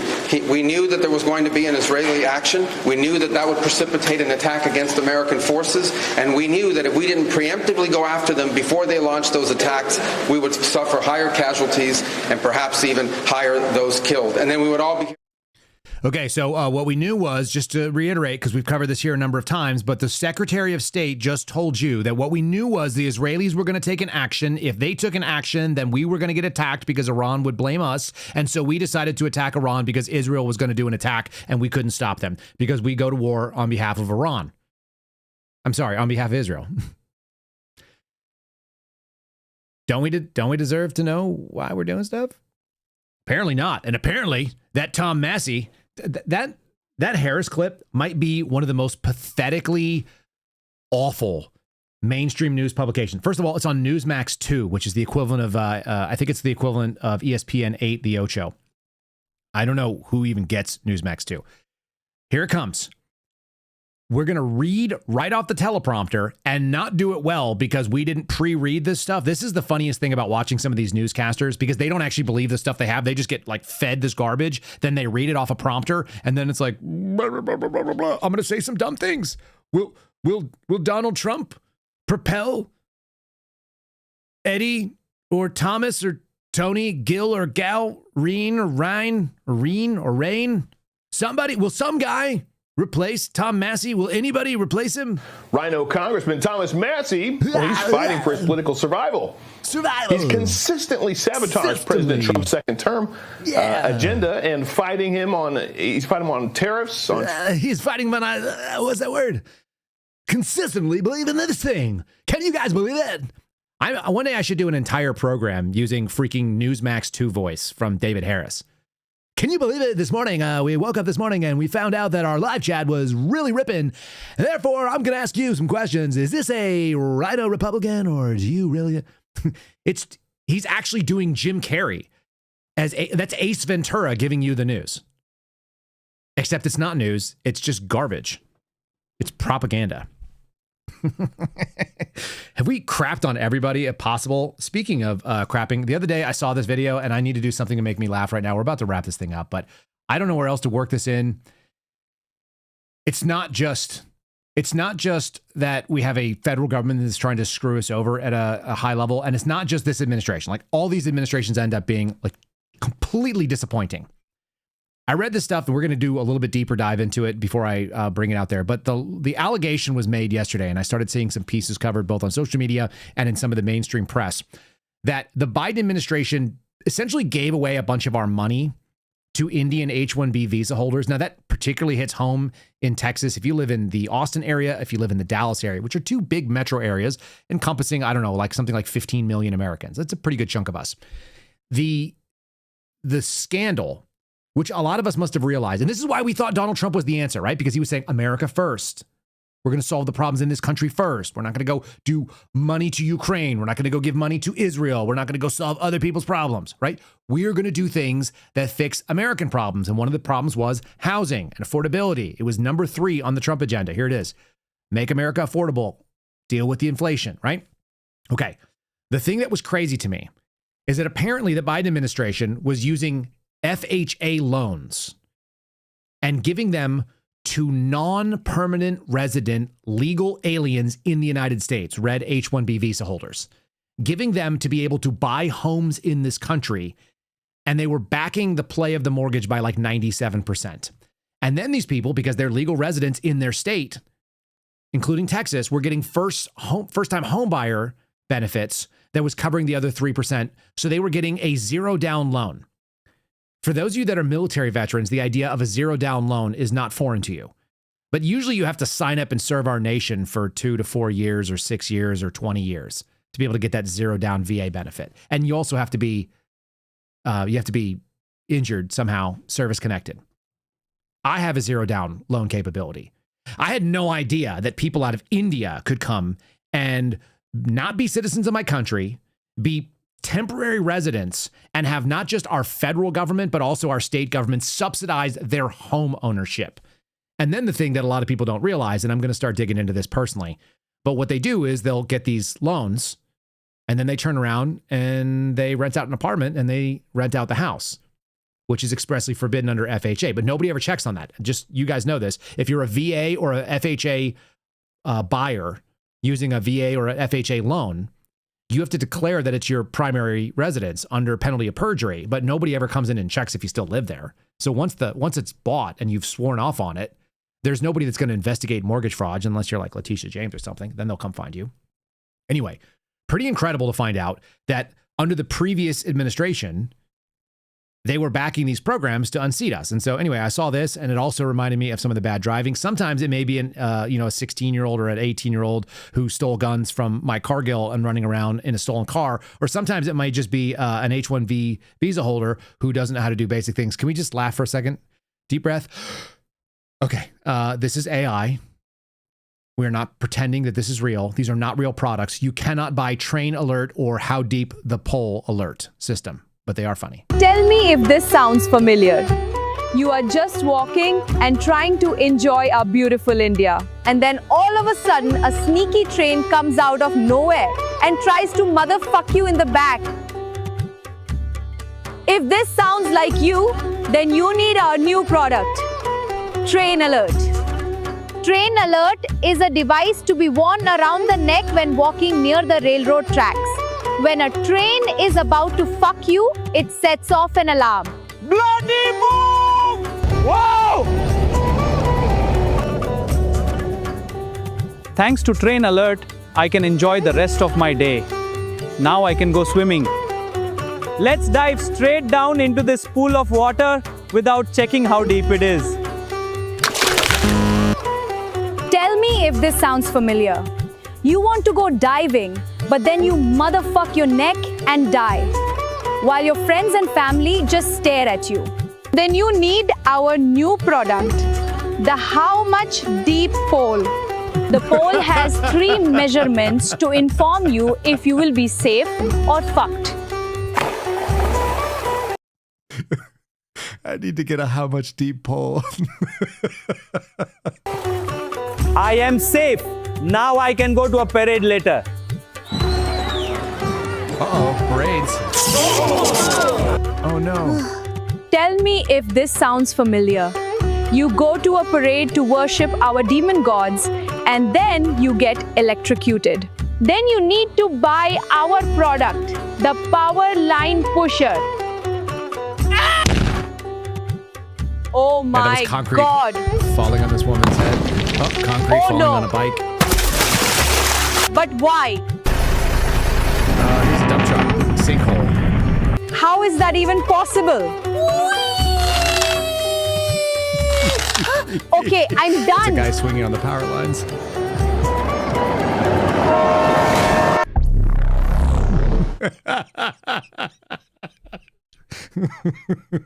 Is it mean to laugh at that?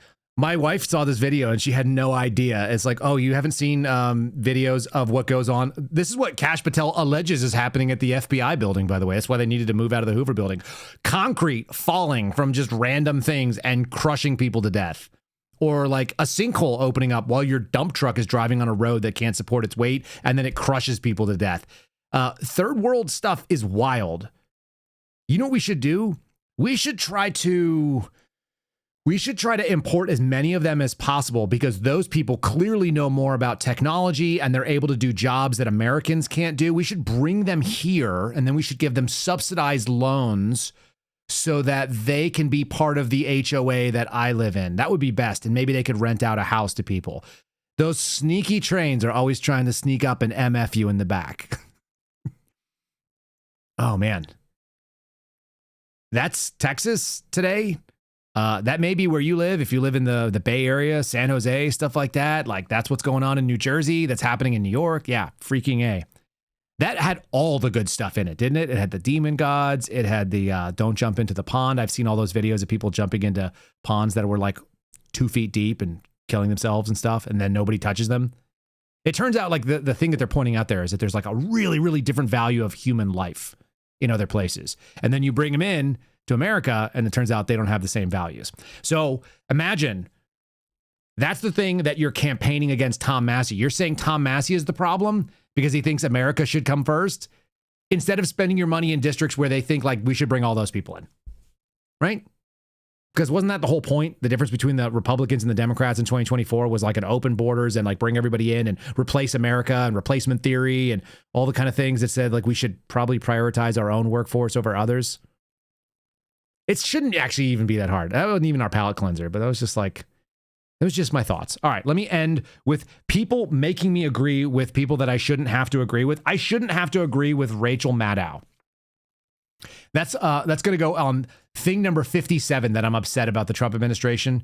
You've made me agree with this woman who has pointed out that insider trading, no matter who does it, whether it's Joe Biden, whether it's Donald Trump, if you bring people into office that don't do what they say and they seem like they've chosen that fork in the path of personal enrichment, we could protect all of our followers and maybe I don't have a political future, but at least I did the right thing, or MF everybody. You've made me agree with this lady. I don't think I can forgive them. Now, with each passing hour, we're getting more and more reporting coming out about how his stock buying as president tracks with things he's doing as president to boost the value of those stocks. I mean, it's just incredible. So in January, Trump buys hundreds of thousands of dollars of stock in NVIDIA. Then a week later, his Commerce Department approves the sale of NVIDIA chips to China. Also in January, Trump buys between $50,000 and $100,000 worth of stock in AMD, which is another chip maker. 1 week after he buys it, his Commerce Department approves AMD doing business in China as well. This is not okay. Following month in February, Trump buys millions of dollars worth of stock in Dell. Dell Computers, right? Dell Technologies. 9 days after he buys millions of dollars worth of stock in Dell, Trump veers off script in a speech in Georgia to tell the crowd literally, quote, go out and buy a Dell computer. What? Then in March, he buys up a whole bunch of stock in a company called Thermo Fisher. Repeated purchases of Thermo Fisher. Judd Legum at Popular Information reports that Trump repeatedly buys up Thermo Fisher stock. And then he goes and visits Thermo Fisher on a presidential visit. And on this presidential visit to Thermo Fisher, he praises the company repeatedly as an incredible company. He says, as president, that he wants other pharmaceutical companies to start working with Thermo Fisher. Do you know how much I hate that there are 3 minutes worth of examples of this that they put on MSNBC, MS Now, with Rachel Maddow, and an honest person has to agree with it? At least the Republicans have a good answer to this, right? Here's the Speaker of the House letting you know that they will not tolerate this kind of thing. Well, look, the salary of Congress has been frozen since 2009.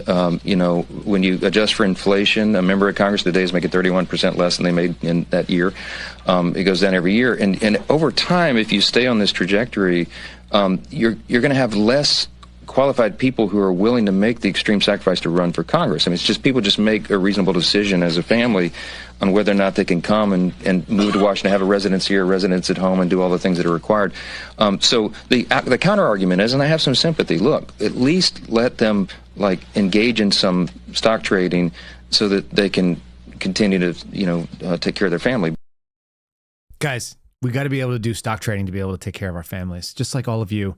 You just need to have a little bit of insider trading knowledge so that you can, take care of your families. Does that mean that Nancy Pelosi is off the hook for being a scumbag? No, it doesn't. Does it mean that the Trump administration, from everything I can tell, has outpaced Nancy Pelosi in 1 year for her 30 plus years of being a scumbag? Yeah, it looks like it. It pretty much looks like that.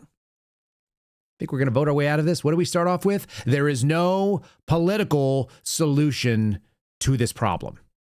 The solution is your own preparedness.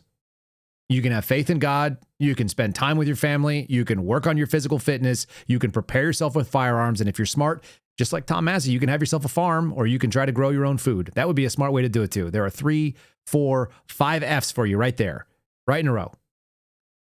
Solve the F problems, because you are sure as heck not going to solve the Washington, D.C. problem with this stuff. That's on every level. Every single day I open up the news and it's all stuff where I'm like, gosh, darn it.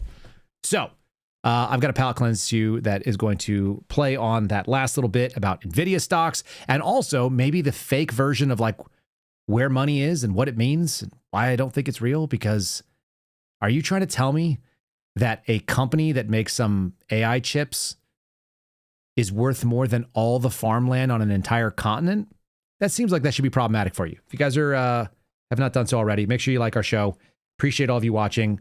We'll see if there's some good news tomorrow. We'll see what the primary looked like. Honestly, it sounded like Tom Massie was very enthusiastic because he's such a damaging problem, saying things that are clearly resonating with regular people, that they sent the Department of War and they sent the Secretary of War to go declare war on a Republican seat in Kentucky for. If you guys are in that primary and you think you can make a difference by voting, you should do so.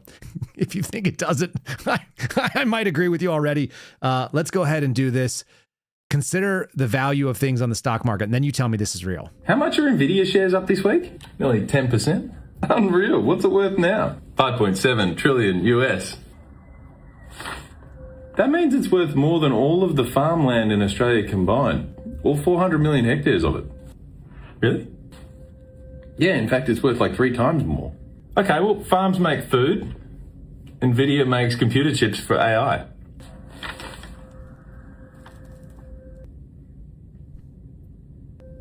Don't worry about it. Don't worry about it. We're making money. Do you want a beer?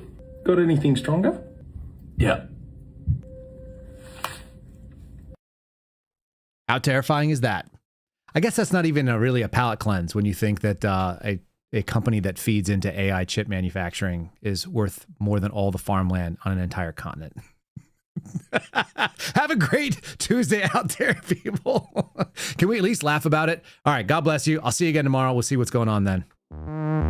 Thanks for listening to The Kyle Seraphin Show, streamed live weekdays on rumble.com/Kyle Seraphin. Follow Kyle on Twitter, Truth Social, and Instagram @Kyle Seraphin.